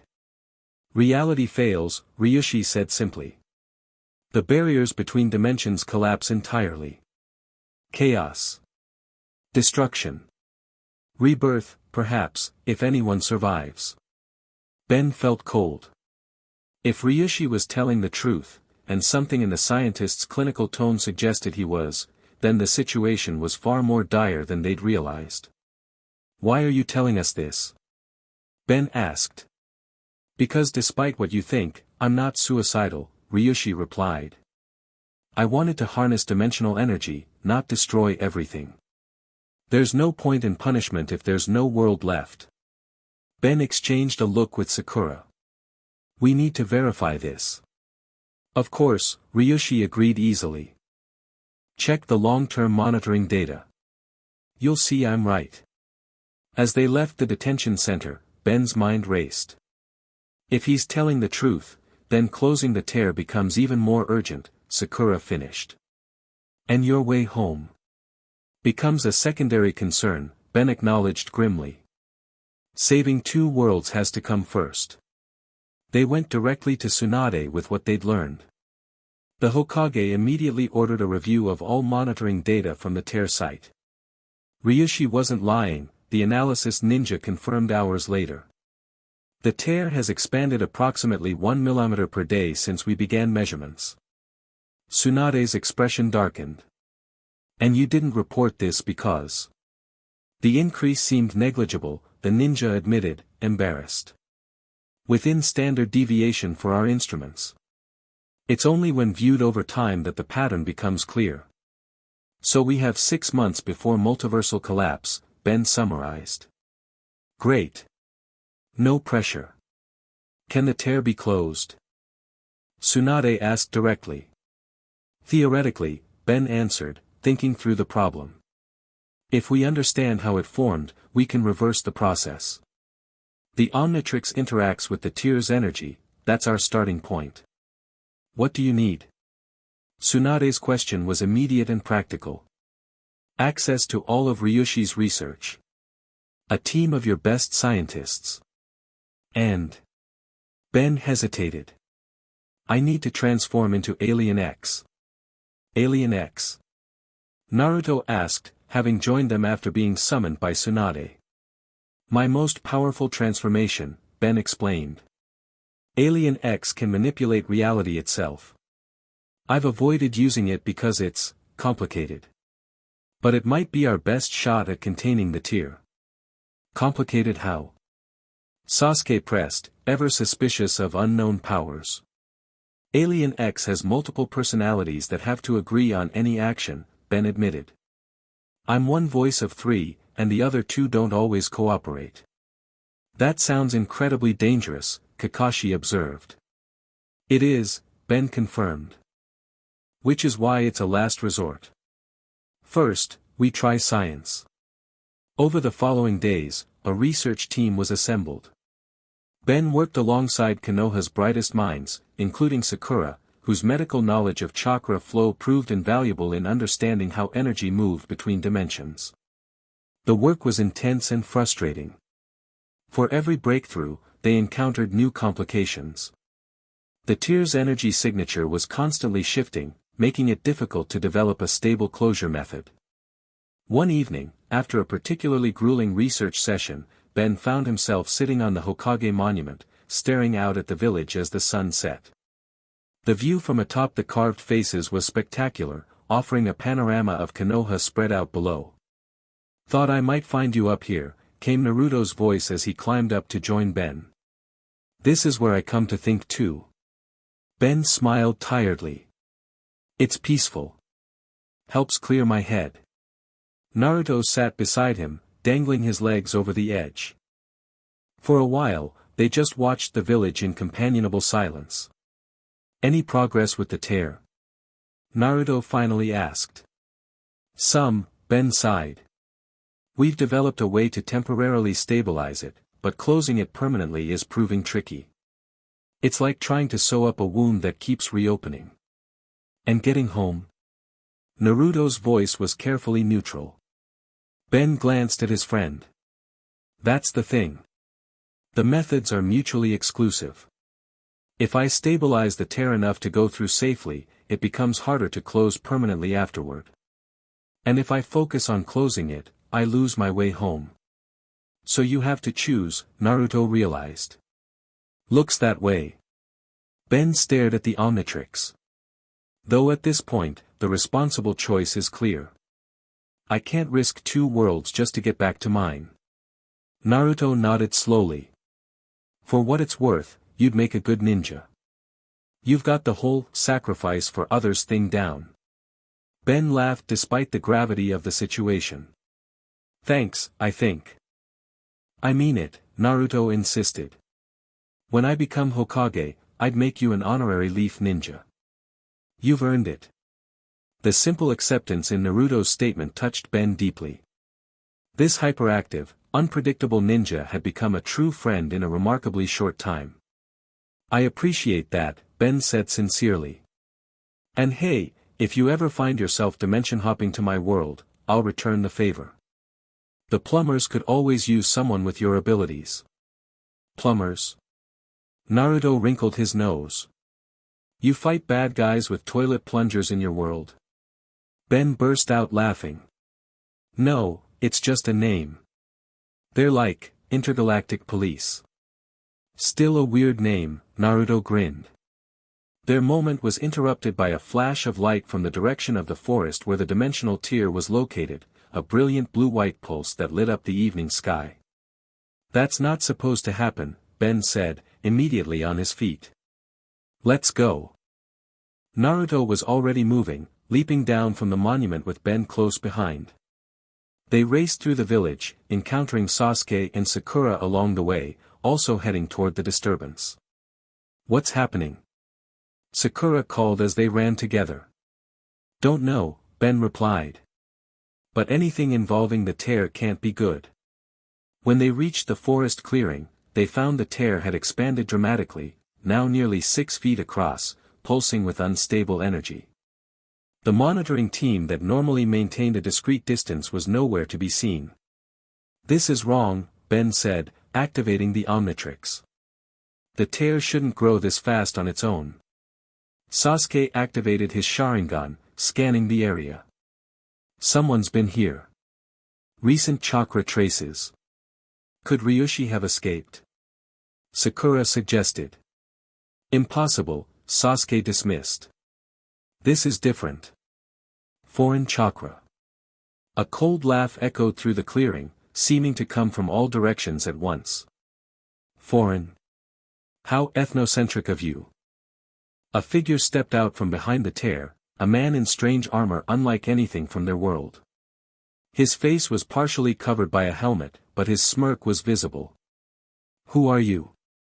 Naruto demanded, instantly on guard. Me. Just an interested party. The stranger's eyes fixed on Ben.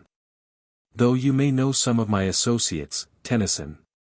The Forever Knights send their regards. Ben's blood ran cold. The Forever Knights. How did you cross dimensions?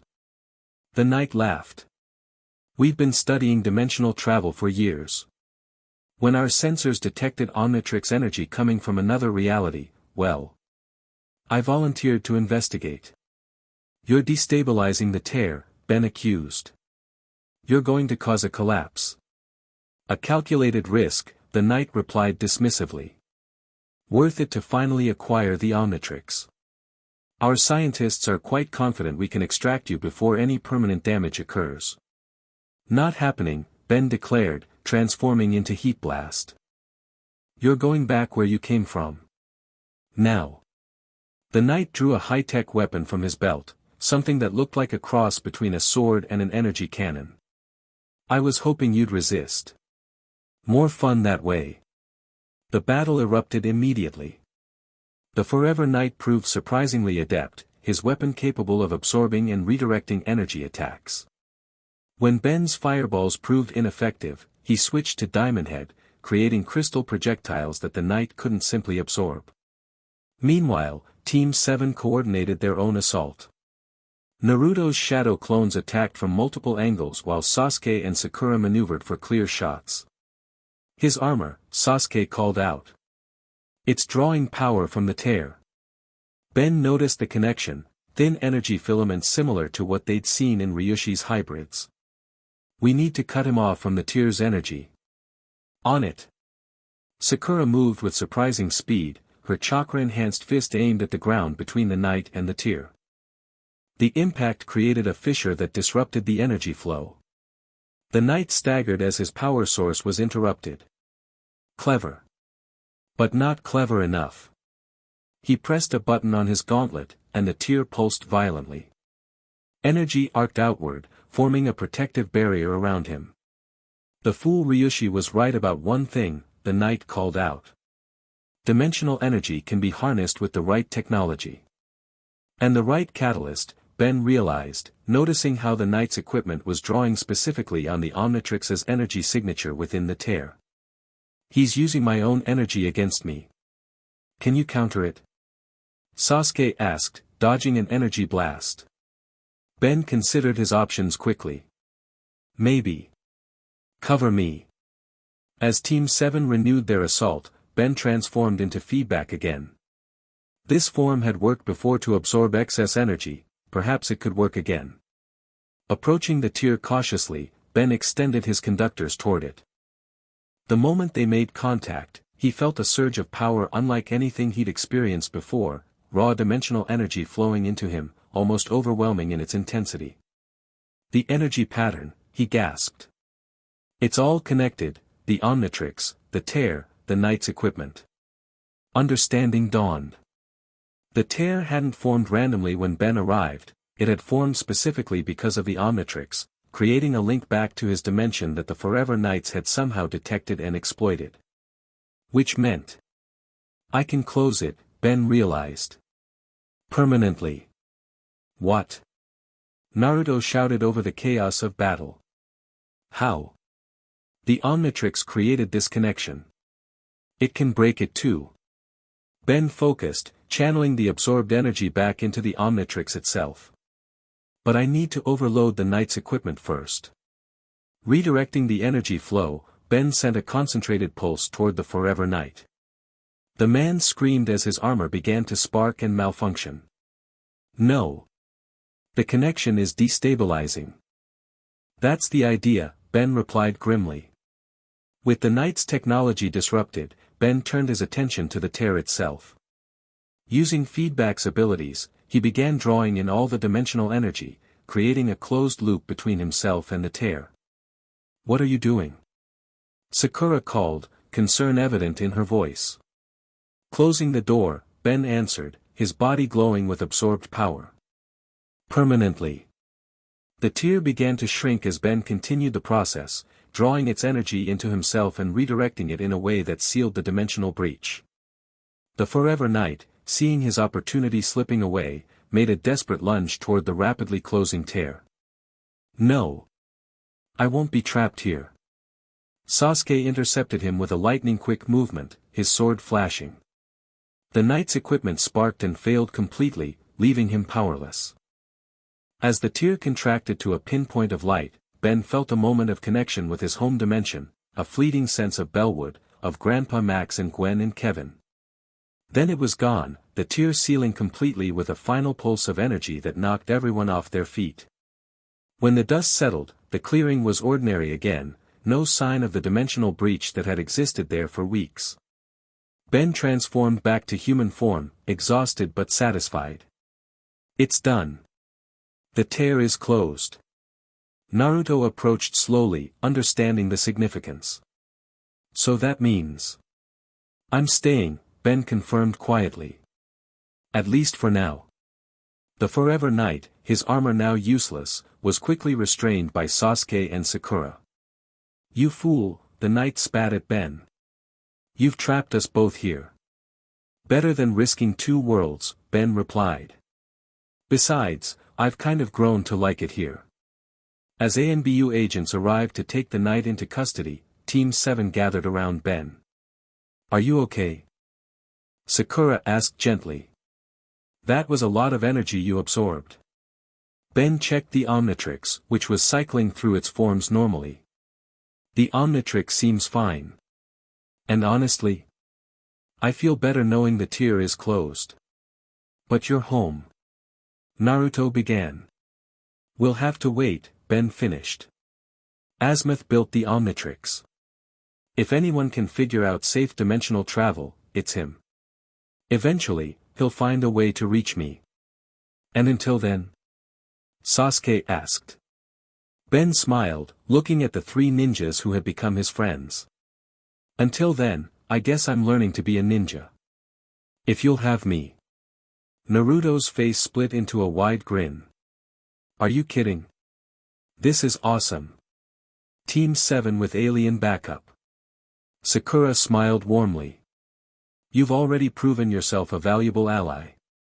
Even Sasuke nodded in acknowledgement. Your strategic thinking is acceptable. High praise from Sasuke, Naruto stage whispered. As they walked back toward the village, Ben felt a strange mix of emotions. Sadness at being separated from his home and family, but also a sense of purpose and belonging with his new friends. The dimensional tear was closed, the immediate threat averted. And while Ben Tennyson, wielder of the Omnitrix, might be stuck in a world of ninja and chakra for now, he couldn't help but think that there were worse places to be. So, Naruto said, slinging an arm around Ben's shoulders, now that you're officially sticking around, we need to figure out which of your aliens works best with my Rasengan for combination attacks. And improve your stealth, Sasuke added. You're still louder than Naruto sometimes. And your chakra control needs refinement, Sakura contributed. Your progress is impressive, but there's so much more you could do.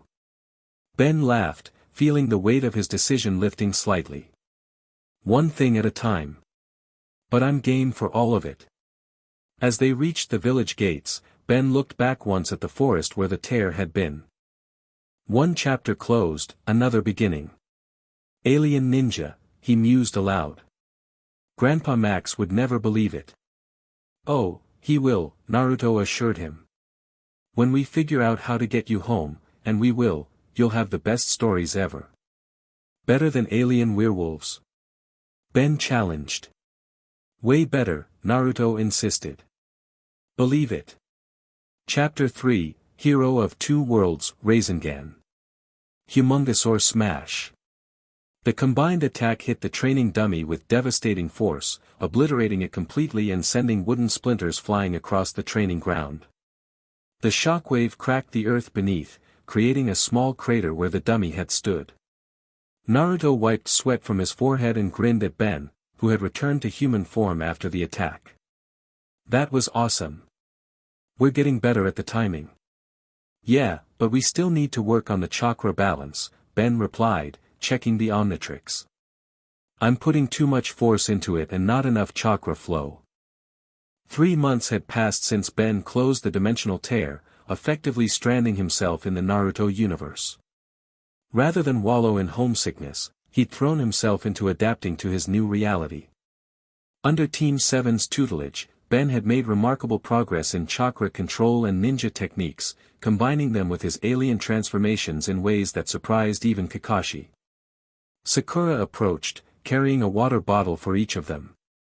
That combination attack is coming along nicely. The impact radius increased by 20% from last week. Ben accepted the water gratefully. Thanks to your chakra control lessons. I still can't believe I can actually use chakra now. The Omnitrix adapts you to your environment, Sakura explained, not for the first time. Your body has naturally developed chakra pathways the longer you've stayed here. Sasuke landed beside them, having been practicing his own techniques nearby. You're still broadcasting your moves too loudly. In a real battle, you'd be dead before you finished yelling your attack name. Says the guy who announces Chidori every time he uses it, Ben countered with a smirk. Their friendly banter was interrupted by a puff of smoke as Kakashi appeared beside them. Training's over for today, the Jonin announced, his visible eye more serious than usual. Lady Tsunade has summoned us. Priority mission. The four exchanged glances. Priority missions were rare these days, with the ninja world experiencing relative peace after the defeat of the Akatsuki. Even Ben, still learning the village's history, understood that something significant must have happened. Did she say what it's about? Naruto asked as they gathered their gear. Kakashi's expression darkened. Ryushi has escaped. The news hit like a physical blow. Ryushi Shimizu had been imprisoned in Konoha's highest security cell for the past 3 months, his chakra sealed and his movements constantly monitored. The idea that he could escape seemed impossible. How? Sakura demanded. That's what we're going to find out, Kakashi replied grimly. Move out. The Hokage's office was buzzing with activity when they arrived. ANBU agents moved quickly, delivering reports and receiving orders. Tsunade stood at the center of the storm, her face set in hard lines as she examined a map spread across her desk. Team 7, she acknowledged as they entered. And Ben. Good.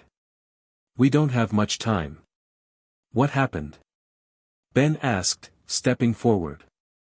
Tsunade gestured to Shizune, who activated a projection jutsu showing the now-empty prison cell.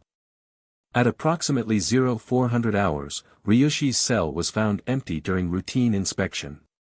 No signs of forced entry, no alarms triggered. Tsunade's voice was tightly controlled. The guards have no memory of anything unusual. Genjutsu? Sasuke suggested. No. Something more sophisticated. Tsunade nodded to an ANBU captain, who stepped forward. Analysis of residual chakra suggests a localized time-space manipulation, the masked ninja explained. Similar to what we observed during the dimensional incidents, but more controlled, more precise. Ben frowned. That's impossible. We closed the tear. And even before that, Ryushi couldn't manipulate dimensional energy that precisely without equipment. Which means someone helped him, Kakashi concluded. Or something. Tsunade nodded grimly. The Forever Knight we captured 3 months ago is also missing. A chill ran down Ben's spine. The Forever Knight had been thoroughly interrogated after his capture, revealing little beyond his mission to retrieve the Omnitrix. His equipment had been confiscated and studied, but yielded few insights into dimensional technology. They joined forces, Ben realized. The Knight must have had backup tech hidden somewhere. Precisely our conclusion, Tsunade confirmed. But that's not all. In the past 6 hours, we've detected energy disturbances at 3 major chakra points across the Land of Fire. She indicated 3 locations on the map, forming a triangle around a central point. The Sacred Temple of Convergence, Sakura identified the center point, her eyes widening. It's one of the oldest chakra nexus points in the Five Nations. And if someone were trying to create a dimensional gateway, Sasuke began. It would be the perfect amplifier, Ben finished, studying the map intently. The tear we closed was natural, or at least, accidental. But with these energy disturbances creating a triangulation field, they're building an artificial gateway, Naruto concluded, surprising everyone with his quick understanding. When they stared at him, he shrugged. What? I pay attention sometimes. Naruto's right, Ben confirmed. With the right technology and these power points, they could theoretically punch a hole straight through to my dimension. But it would be incredibly unstable. And potentially catastrophic for both worlds, Tsunade added. Which is why you're going to stop them.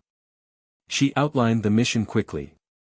Team 7, with Ben, would split into two groups.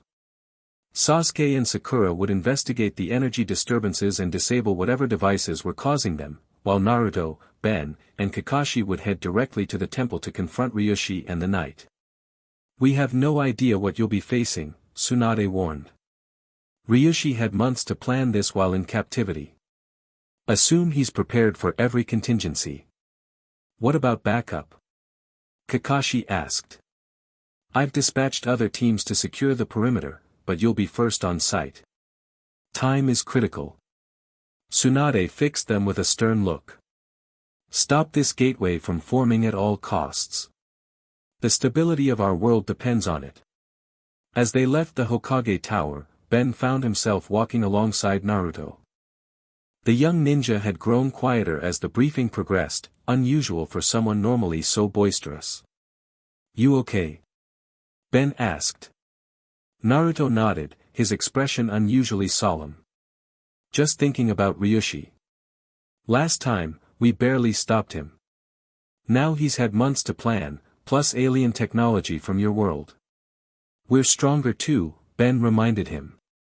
Your Rasengan combo techniques with my aliens are twice as powerful as they were a month ago. And I've got better chakra control now. Yeah, Naruto brightened slightly. We've got this. Believe it. But as they prepared their gear for the mission, Ben couldn't shake a sense of foreboding. Ryushi was brilliant and ruthless. The Forever Knights were technologically advanced and single-minded. Together, they made a dangerous combination. And somewhere in the back of his mind, a thought nagged at Ben, if they were opening a gateway to his dimension, this might be his only chance to go home. The team split up at the village gates. Sasuke and Sakura headed northeast toward the first energy disturbance, while Ben, Naruto, and Kakashi took the direct route to the sacred temple. So what exactly is this temple place? Ben asked as they leapt through the trees. One of the oldest structures in the Five Nations, Kakashi explained, his voice carrying easily despite their speed. Legend says it was built on a spot where chakra first manifested in our world. The first Hokage used to go there to meditate, Naruto added. My dad did too, sometimes. Ben raised an eyebrow, still learning about Naruto's family history. The revelation that Naruto was the son of the fourth Hokage had come as a surprise during one of their training sessions. And it's just sitting there unguarded? Not exactly, Kakashi replied. It has natural protections, chakra barriers, genjutsu mazes. Most people can't even find it without a guide. Then how are Ryushi and the Knight? Ben began. The Knight's technology, Naruto interrupted, understanding immediately. It must be able to detect the chakra concentration, like a scanner. Ben nodded, impressed again by Naruto's instincts. And once they found it, Ryushi would know how to bypass the protections. Perfect storm. They traveled in focused silence after that, moving with the speed and efficiency that came from months of training together. Ben had learned to channel chakra to enhance his movements in human form, allowing him to keep pace with the ninja without transforming. As they neared the temple's location, Kakashi signaled for them to stop. Ahead, the forest gave way to a clearing where ancient stone structures rose from the earth. The temple itself was smaller than Ben had imagined, a series of concentric stone circles surrounding a central altar. But what caught their attention was the device constructed upon that altar, a metal framework forming a perfect arch, crackling with blue-white energy. Around it, figures moved with purpose, scientists in white coats directed by a central figure Ben immediately recognized as Ryushi. Right on schedule, Kakashi murmured, his Sharingan exposed as he analyzed the scene. They haven't completed the gateway yet. I count 12 guards, Naruto whispered. 6 regular ninja, 6 of those hybrid creatures from before. Plus the Forever Knight, Ben added, spotting the armored figure directing the construction of additional equipment around the arch. His armor looks upgraded. We need more information before we move in, Kakashi decided. Ben, can you get closer without being detected? Ben nodded, activating the Omnitrix. Big Chill should do the trick. The transformation complete, Ben's moth-like alien form turned intangible and invisible, allowing him to float silently toward the temple complex. As he approached, he could hear Ryushi giving instructions to his team. Calibrate the harmonic resonators to match the frequency we recorded from the original tear, the scientist was saying. The energy field must be exact or the gateway won't stabilize. The Forever Knight checked readings on a handheld device. Power levels are still insufficient. The local chakra nexus provides baseline stability, but we need a catalyst for the final phase. The catalyst will arrive shortly, Ryushi replied with disturbing confidence. My associates are seeing to that personally. Ben circled the entire complex, noting defensive positions, equipment layouts, and potential weaknesses. The gateway arch was approximately 70% complete by his estimation. Several cables ran from it to the surrounding stone circles, apparently drawing power from the natural chakra points. He returned to Kakashi and Naruto, transforming back to human form. They're building a dimensional gateway, all right. But they're waiting for some kind of catalyst to complete it. What kind of catalyst? Naruto asked. They didn't specify, but Ben was interrupted by the sudden activation of his Omnitrix, which began beeping urgently. Something's wrong. The Omnitrix is detecting alien DNA nearby. Kakashi tensed. How many? Just one, but it's... Ben's eyes widened in recognition as the Omnitrix displayed the source. It can't be. Before he could explain, a massive explosion rocked the forest to their east, the direction Sasuke and Sakura had gone. A plume of smoke rose above the trees, followed by the distant sound of combat. Sakura and Sasuke, Naruto said, half rising. We need to help them. Wait, Kakashi ordered, grabbing Naruto's arm. We don't know, he was cut off by the arrival of 3 figures bursting from the tree lean into the temple clearing. 2 were hybrid creatures, more advanced than any they'd seen before, with body parts that seemed to shift between different alien forms. Between them, unconscious and bound, was Sakura. No. Naruto growled, his eyes flashing red momentarily. Ben felt a surge of protective anger, but forced himself to focus. Where's Sasuke? As if in answer, a black blur shot from the forest, moving with incredible speed toward the hybrids. Sasuke, his sword crackling with lightning chakra, attacked with precision and fury. He managed to wound one hybrid before the second intercepted him, its arm transforming into something resembling Diamond Head's crystalline structure. Now we move, Kakashi decided, already forming hand signs. Ben, Naruto, flank left. I'll create a diversion. They sprang into action as Kakashi summoned a pack of ninja dogs to attack from the right. Ben transformed into XLR-8, his speed-based alien form, with Naruto right behind him creating shadow clones as they ran. The battle erupted across the temple grounds. Ryushi's guards engaged Kakashi's dogs while the scientist himself retreated to the gateway arch, frantically working the controls. The Forever Knight moved to intercept Ben and Naruto, his upgraded armor glowing with energy. Tennyson, the knight called out. How convenient of you to deliver the Omnitrix directly to us. Not happening. Ben replied, switching from XLR-8 to 4 arms, his four-armed alien form enhanced with chakra flowing through his muscles. Let Sakura go now. The knight laughed. Your friend. She was never the target. She was simply, in the way. A sinking feeling hit Ben as he realized the implication. He turned to warn Naruto, but too late. A third hybrid creature had emerged from the ground directly beneath the young ninja, grabbing him in a hold that resembled Wildvine's tentacles. Naruto!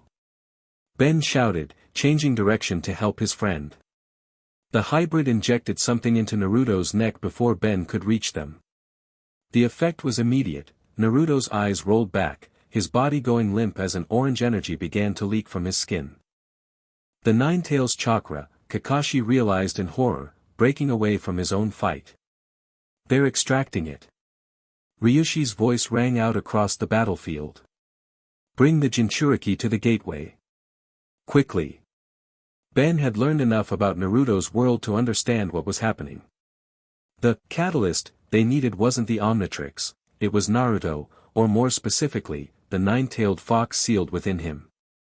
The massive chakra entity would provide the power boost needed to stabilize the dimensional gateway. "Four arms isn't fast enough," Ben muttered, slapping the Omnitrix symbol on his chest. Jet Ray. Transformed into his manta-like alien form with flight capabilities, Ben shot toward the hybrid carrying Naruto. He fired neuroshock blasts from his eyes and tail, hitting the creature directly. The hybrid staggered but didn't release Naruto. Instead, its body morphed again, developing a shell-like armor that resembled Cannonbolt's protective exterior. They're adapting. Ben called out to the others. These hybrids have multiple alien DNA strands. Sasuke, having momentarily freed himself from his opponent, launched a fireball jutsu at the hybrid holding Naruto. Then we hit them with everything at once. The coordinated attack from Ben and Sasuke forced the hybrid to drop Naruto. Ben swooped down to catch his friend mid-fall, carrying him to where Kakashi was engaging two guards simultaneously. Naruto needs help, Ben said, setting the semi-conscious ninja down. They injected him with something. Kakashi formed a quick hand sign, his palm glowing with diagnostic chakra as he placed it on Naruto's forehead. Chakra suppressant, mixed with a sedative. He's fighting it, but the Nine-Tails energy is still leaking. Can you help him? Not here, not now. Kakashi's voice was grim. We need to get him away from. A massive energy pulse from the gateway arch interrupted him, the shockwave knocking everyone off their feet. Ben transformed back to human form involuntarily, the Omnitrix rebooting from the energy interference. When he looked up, the temple grounds had changed dramatically. The gateway arch now glowed with intense energy, and within it, a tear in spacetime was forming, similar to the one Ben had closed months ago, but larger, more structured. Ryushi stood before it, arms raised triumphantly. The resonance pattern is forming. We need the Jinchuriki now. The Forever Knight, his armor damaged but functional, approached Ben and Kakashi. This doesn't have to be difficult. The boy comes with us, the gateway opens, we return to our dimension with the Omnitrix. Everyone wins. Except for the part where tearing holes in dimensions destabilizes both worlds, Ben replied, rising to his feet. We've been through this before. A calculated risk, the knight dismissed. Our scientists have developed containment protocols. Your scientists don't understand what they're dealing with, Ben countered, checking the Omnitrix. Still rebooting. Interdimensional energy isn't something you can just contain like a battery. While Ben kept the knight talking, Kakashi was subtly moving his hands, weaving signs under the cover of his body position. Ben recognized the preparation for a substitution jutsu and kept the distraction going. Think about it, Ben continued. If your containment fails, your world gets destroyed too. Is the Omnitrix really worth that risk? The knight tilted his head. The Omnitrix? You still think this is about Asmitha's little wrist toy? That caught Ben off guard. What? The Omnitrix is valuable, certainly, but it's merely a bonus. The knight gestured to the forming gateway. What we're really after is access to unlimited worlds, unlimited resources. Imagine the forever nights with the ability to conquer not just Earth, but an entire multiverse. Now! Kakashi shouted, completing his jutsu.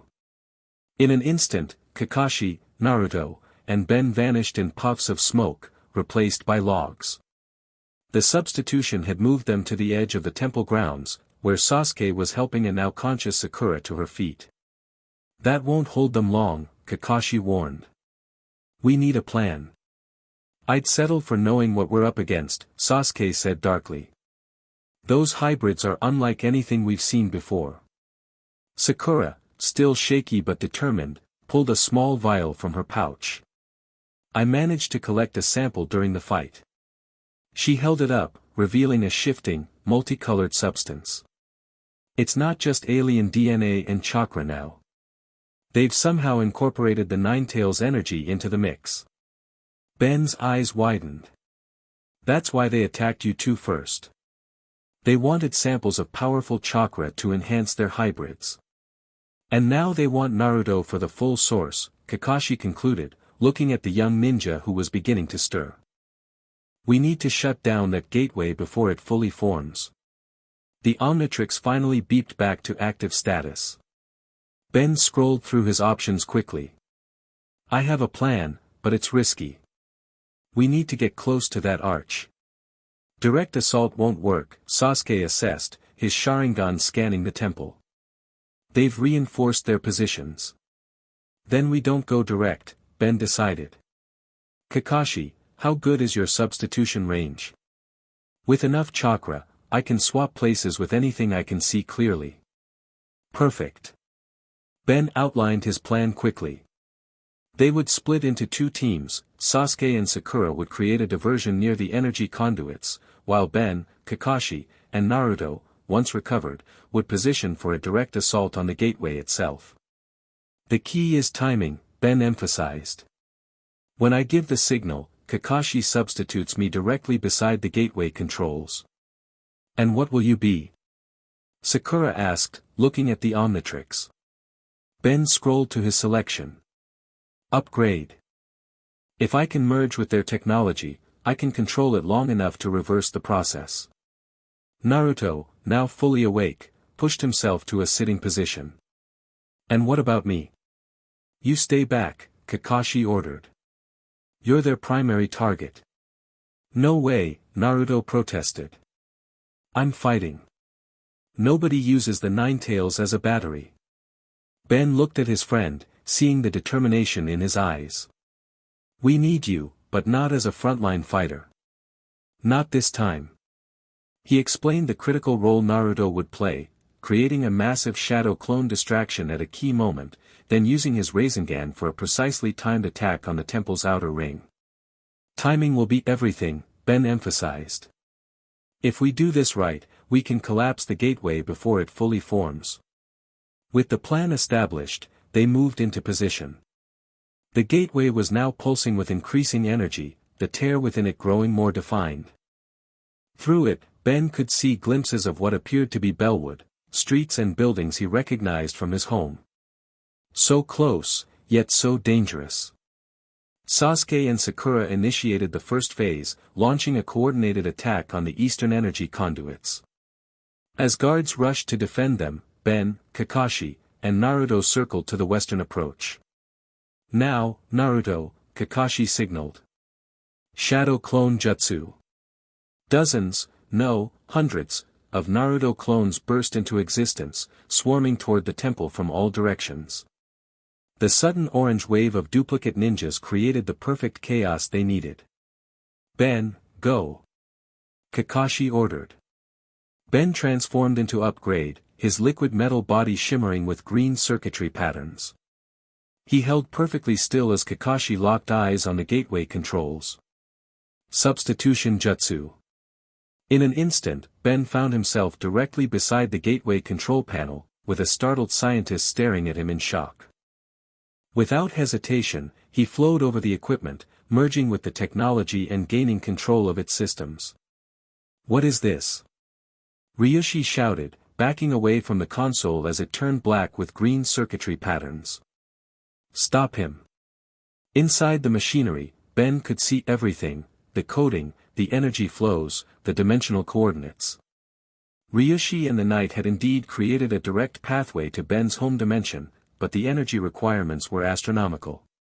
They were drawing power from the temple's natural chakra, the surrounding energy conduits, and were preparing to tap into the Ninetales' massive reserves. "Oh no you don't," Ben muttered, redirecting power flows and changing parameters. "Let's send this energy right back where it came from." The gateway began to fluctuate, the tear within it wavering as Ben altered its stability. Ryushi frantically tried to regain control, pressing override commands that Ben systematically blocked. "It's working!" Kakashi called out, engaging the Forever Knight to keep him from interfering. But then something unexpected happened. The gateway suddenly pulsed with new energy, not from the conduits or the temple, but from within the tear itself. "What's happening?" Ben called out, feeling the system slipping from his control. "They're powering it from the other side." Sakura realized, her keen analytical mind putting the pieces together. "There must be a corresponding gateway in your dimension." Ben hadn't considered that possibility. If the Forever Knights had built a matching gateway in Bellwood, they could power both sides simultaneously, creating a stable passage regardless of his interference. He was forced to detach from the console as energy surged through it, nearly overloading his upgrade form. Transforming back to human, Ben staggered away as the gateway stabilized, the tear within it now a perfect circle showing a clear view of what appeared to be a Forever Knight facility. "Magnificent, isn't it?" Ryushi appeared beside Ben, having circled around during the chaos. "Two worlds connected, the first of many."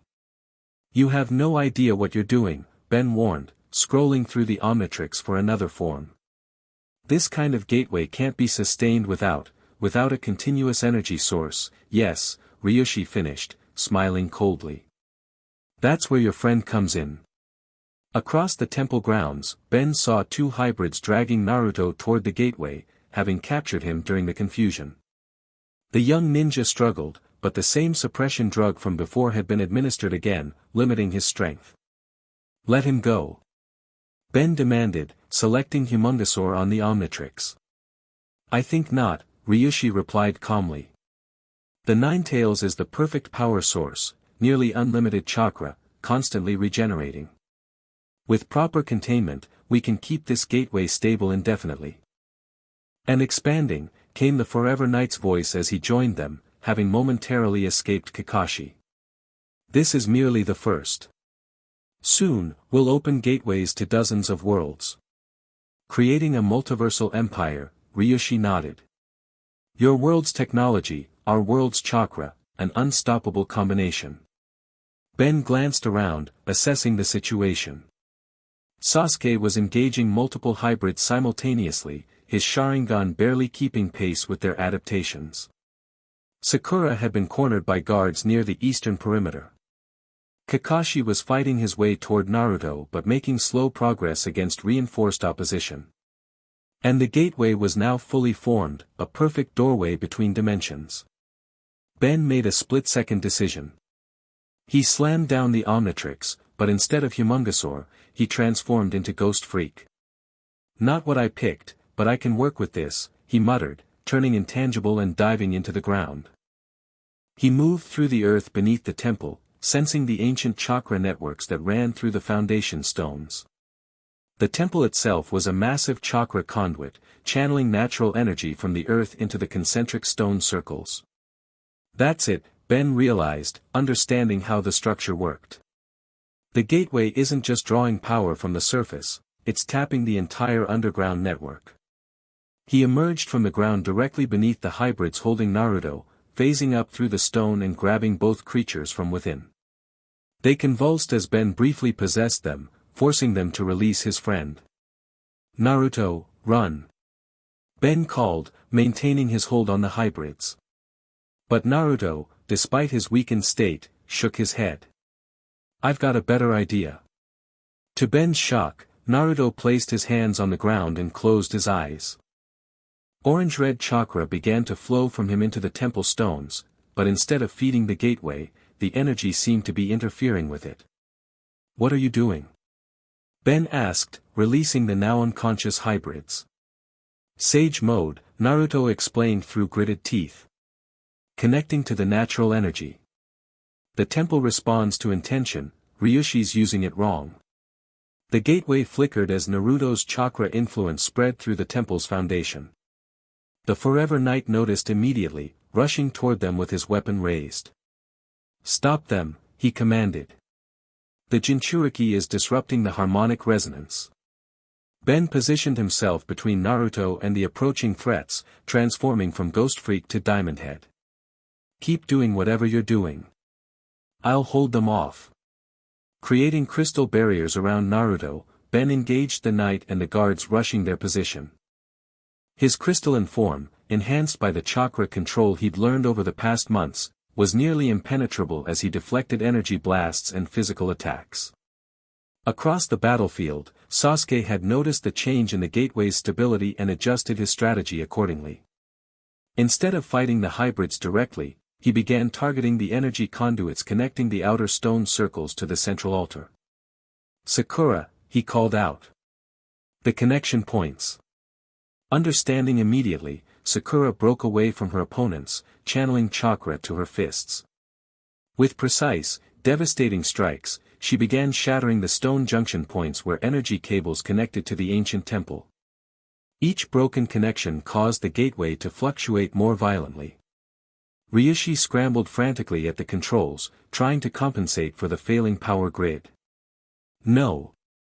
The resonance pattern is collapsing," he shouted. "We need more power." The Forever Knight, seeing his grand plan unraveling, made a desperate decision. "Open the secondary containment field. Release all the hybrid prototypes." Alarmed scientists obeyed, activating controls that opened a series of containers positioned around the temple perimeter.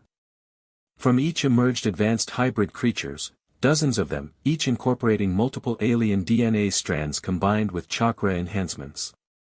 "That can't be good," Ben muttered, transforming into Swampfire to deal with multiple opponents simultaneously. The battlefield erupted into chaos as hybrids spread across the temple grounds. These new versions were more stable, more coordinated than previous generations, clearly the result of months of research and refinement. Kakashi, having finally fought his way to Ben and Naruto's position, assessed the situation quickly. "The gateway is destabilizing, but too slowly. At this rate, they'll have time to adapt." "Then we need something bigger," Ben decided, looking at the Omnitrix. "Something that can affect the entire temple at once." Naruto, still channeling natural energy through the temple foundation, opened one eye. "Whatever you're planning, do it fast. I can't maintain this connection much longer." Ben scrolled through his options, looking for the right transformation. Clockwork might work, but the time manipulation would be too localized. "What I need is," the Omnitrix suddenly beeped with an incoming energy signature, something it hadn't done since Ben arrived in this world. The display flickered, showing a transmission source coming through the gateway itself. "Ben. Ben Tennyson. Can you hear me?" The voice was unmistakable, even through static. "Grandpa Max." Ben gasped. "Ben. Thank goodness."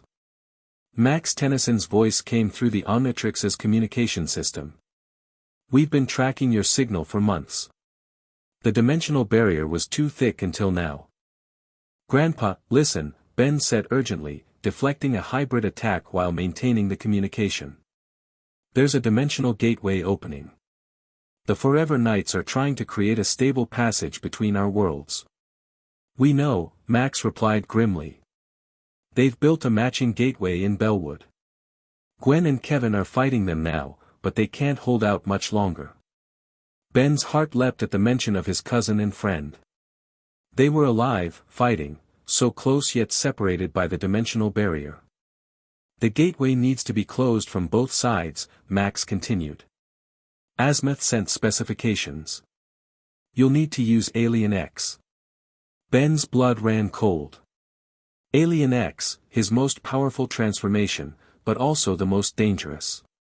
The Celestialsapian existed outside normal spacetime, governed by multiple personalities that had to agree on any action. Alien X is risky, Ben warned. Bellicus and Serena might not agree to help. Azimuth modified the Omnitrix remotely, Max explained through increasing static. One-time override. You'll have limited control without their consensus. Enough to close the gateway, but you need to act fast. The dimensional stress is, the communication cut off as a massive energy surge pulsed through the gateway. The tear was beginning to expand beyond the arch's containment, reacting to the conflicting forces being applied from both sides. What's happening?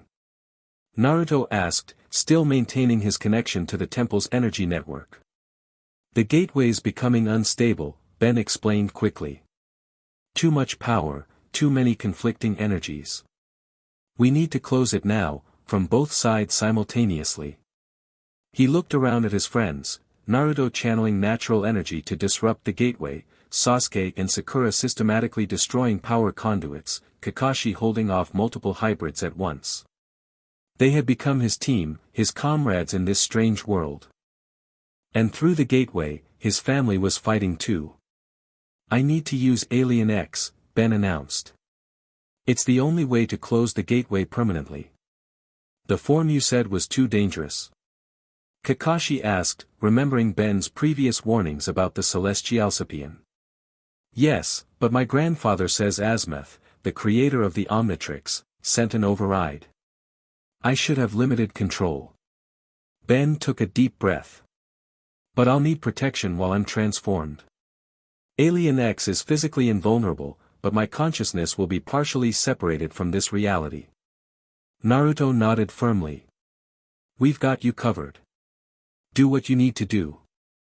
Ben positioned himself directly before the gateway, where the energies were strongest. He could see through to the other side now, glimpses of Gwen's mana shields and Kevin's absorbed metal form as they fought forever knights in a matching facility. So close to home. Here goes everything, Ben muttered, activating the Omnitrix and selecting Alien X, going cosmic. The transformation was unlike any other. Ben's body became a humanoid shape of living space, midnight black with stars and galaxies swirling across his form. 2 horns rose from his head, and 3 points of light formed a triangle on his chest. Alien X stood motionless before the gateway, seemingly unaffected by the chaos around him. Inside the Celestialsapian's mind, Ben found himself in the familiar cosmic void where Bellicus and Serena, the personalities of rage and love, presided. But something was different, a third chair now existed beside theirs, with controls before it. The Tennyson returns, Bellicus noted gruffly. And with an override protocol, no less. Hello Ben, Serena greeted more warmly. Azimuth has granted you limited autonomy for this single transformation. I need to close an interdimensional gateway, Ben explained quickly. It's threatening 2 worlds. The gateway is a symptom, not the cause, Bellicus rumbled.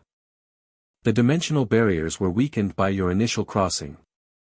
This artificial passage merely exploits that weakness. Then I need to repair the barriers too, Ben realized. Can I do that? With our consensus, a Celestialsapian can restructure reality itself, Serena confirmed.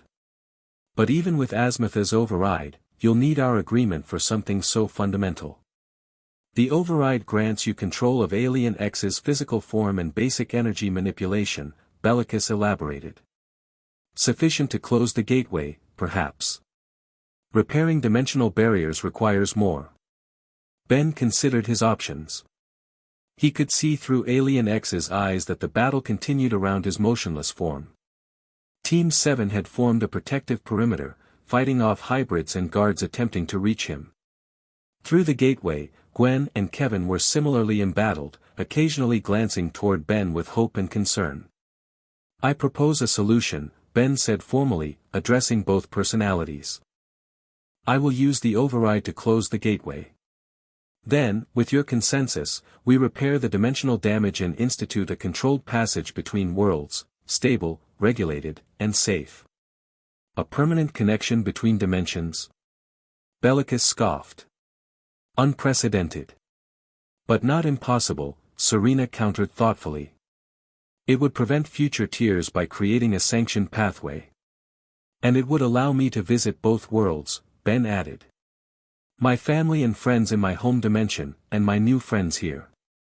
The two personalities considered the proposal, communicating in their silent way. We will allow the gateway closure using your override, Bellicus finally declared. The dimensional repair will require further deliberation. That's all I need for now, Ben acknowledged, grasping the controls before him. Outside, Alien X finally moved, raising both hands toward the gateway.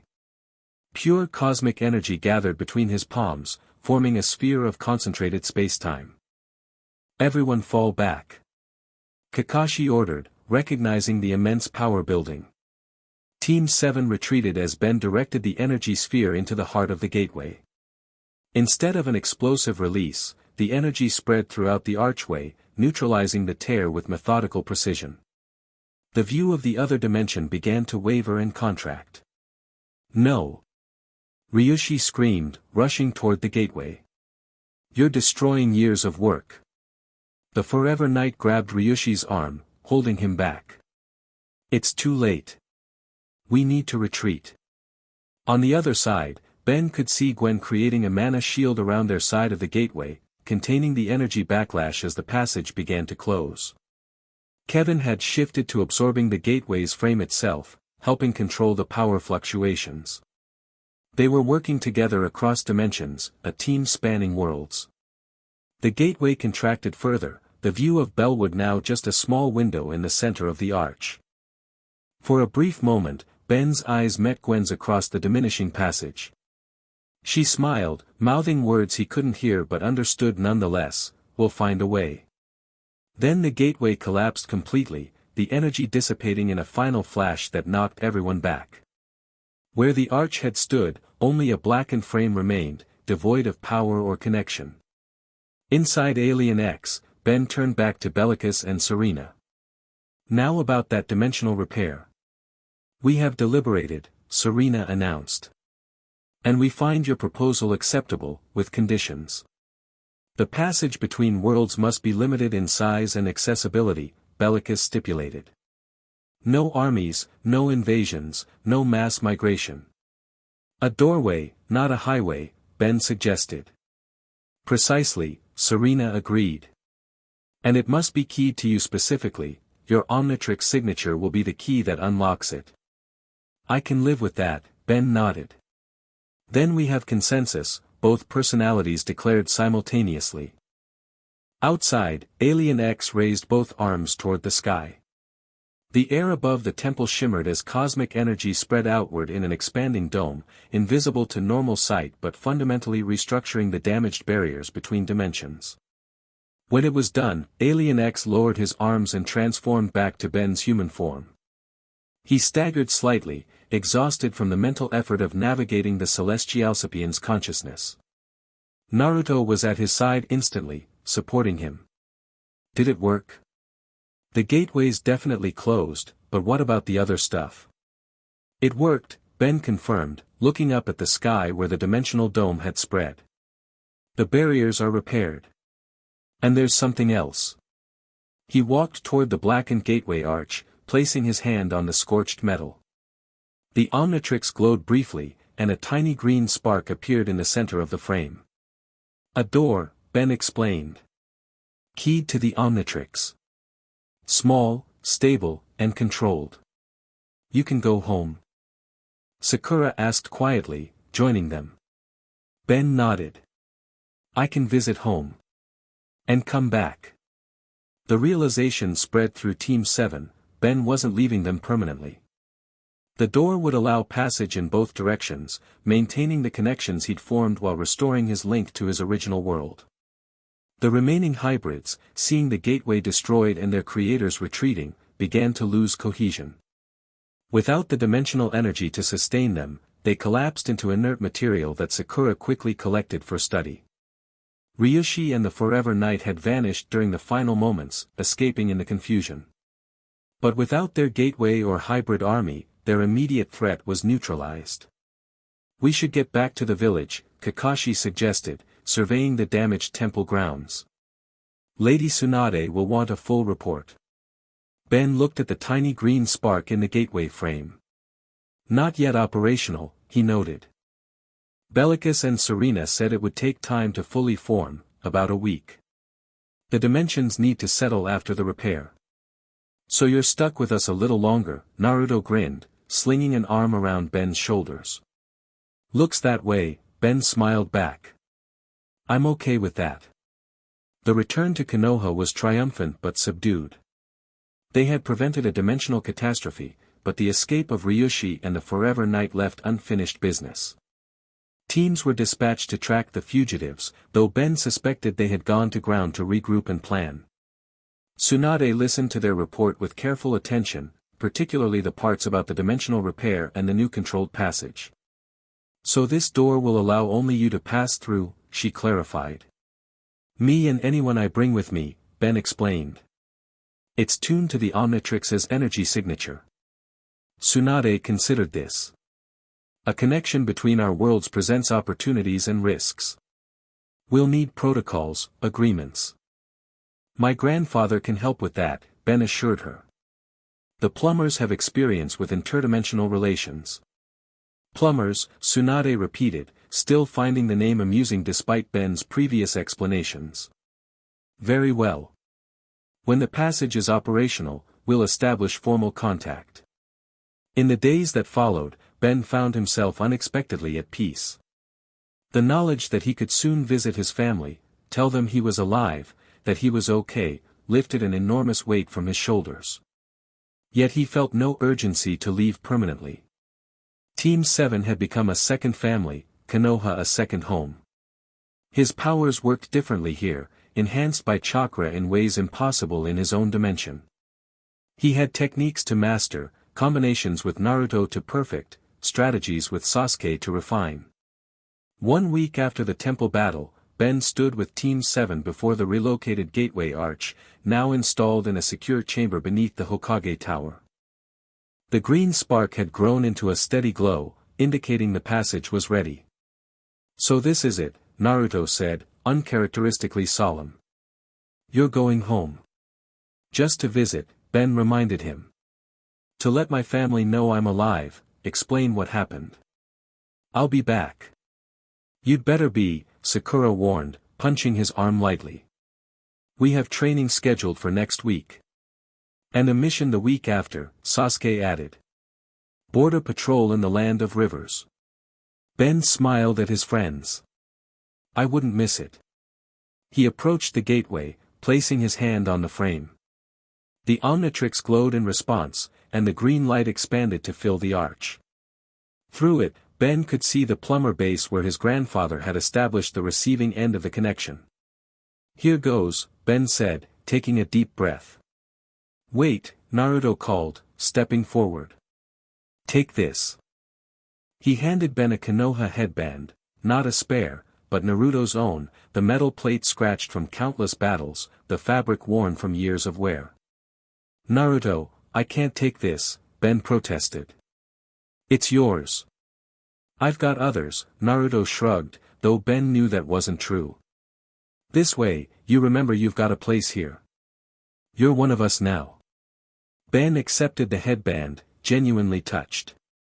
I'll take good care of it. And I'll be back soon. With a final nod to his friends, Ben stepped through the gateway. There was a brief sensation of warmth, a flash of green light, and then he was standing in the plumber base, facing his grandfather, Gwen, and Kevin. Ben! Gwen cried, rushing forward to hug him fiercely. You're really okay. Better than okay, Ben assured her, returning the hug before accepting one from Grandpa Max. You had us worried, kiddo, Max said, his voice thick with emotion. When you disappeared during that fight with Onimo. It's been 5 months, Kevin added, punching Ben's shoulder in his own version of affection. Nice headband, by the way. Going through a ninja phase? Ben laughed, touching the Konoha headband he'd tied around his arm. You have no idea. As he began explaining his adventures in the Naruto world, Ben felt a strange but welcome sense of completeness. For months, he had been torn between worlds, missing home while adapting to a new reality. Now he could have both. The doorway would require management, protocols, careful monitoring to prevent another Ryushi or Forever Knight from exploiting it. But it also offered possibilities, cultural exchange, shared knowledge, new friendships. 1 week later, Ben stepped back through the gateway to Konoha, carrying gifts from home and stories to share. Naruto, Sasuke, Sakura, and Kakashi were waiting, exactly as promised. "Told you I'd be back," Ben said, tossing Naruto a package. "Chili fries. Best food from my dimension." Naruto's eyes lit up as he examined the strange food. "Better than ramen?" "Different than ramen," Ben corrected diplomatically. "You'll have to judge for yourself." As they walked through the village toward Ichiraku, because no matter what dimension you're from, ramen after a reunion was tradition, Ben found himself perfectly content. Hero of Earth, honorary ninja of Konoha, Ben Tennyson had found his place in 2 worlds. And somewhere out there, Ryushi and the Forever Knight were planning their next move. New adventures awaited, new challenges to face. But whatever came next, Ben wouldn't face it alone. He had Team 7. He had the plumbers. He had the Omnitrix. And now, he had a door between worlds. "So," Kakashi said casually as they walked, "about that mission next week. How do you feel about infiltrating a fortress rumored to be experimenting with ancient summoning jutsu?" Ben grinned. "Sounds like Tuesday. I'm in." Some things, it seemed, were the same in every dimension. The end. Thank you for watching this video. Please be sure to subscribe to our channel and like this video.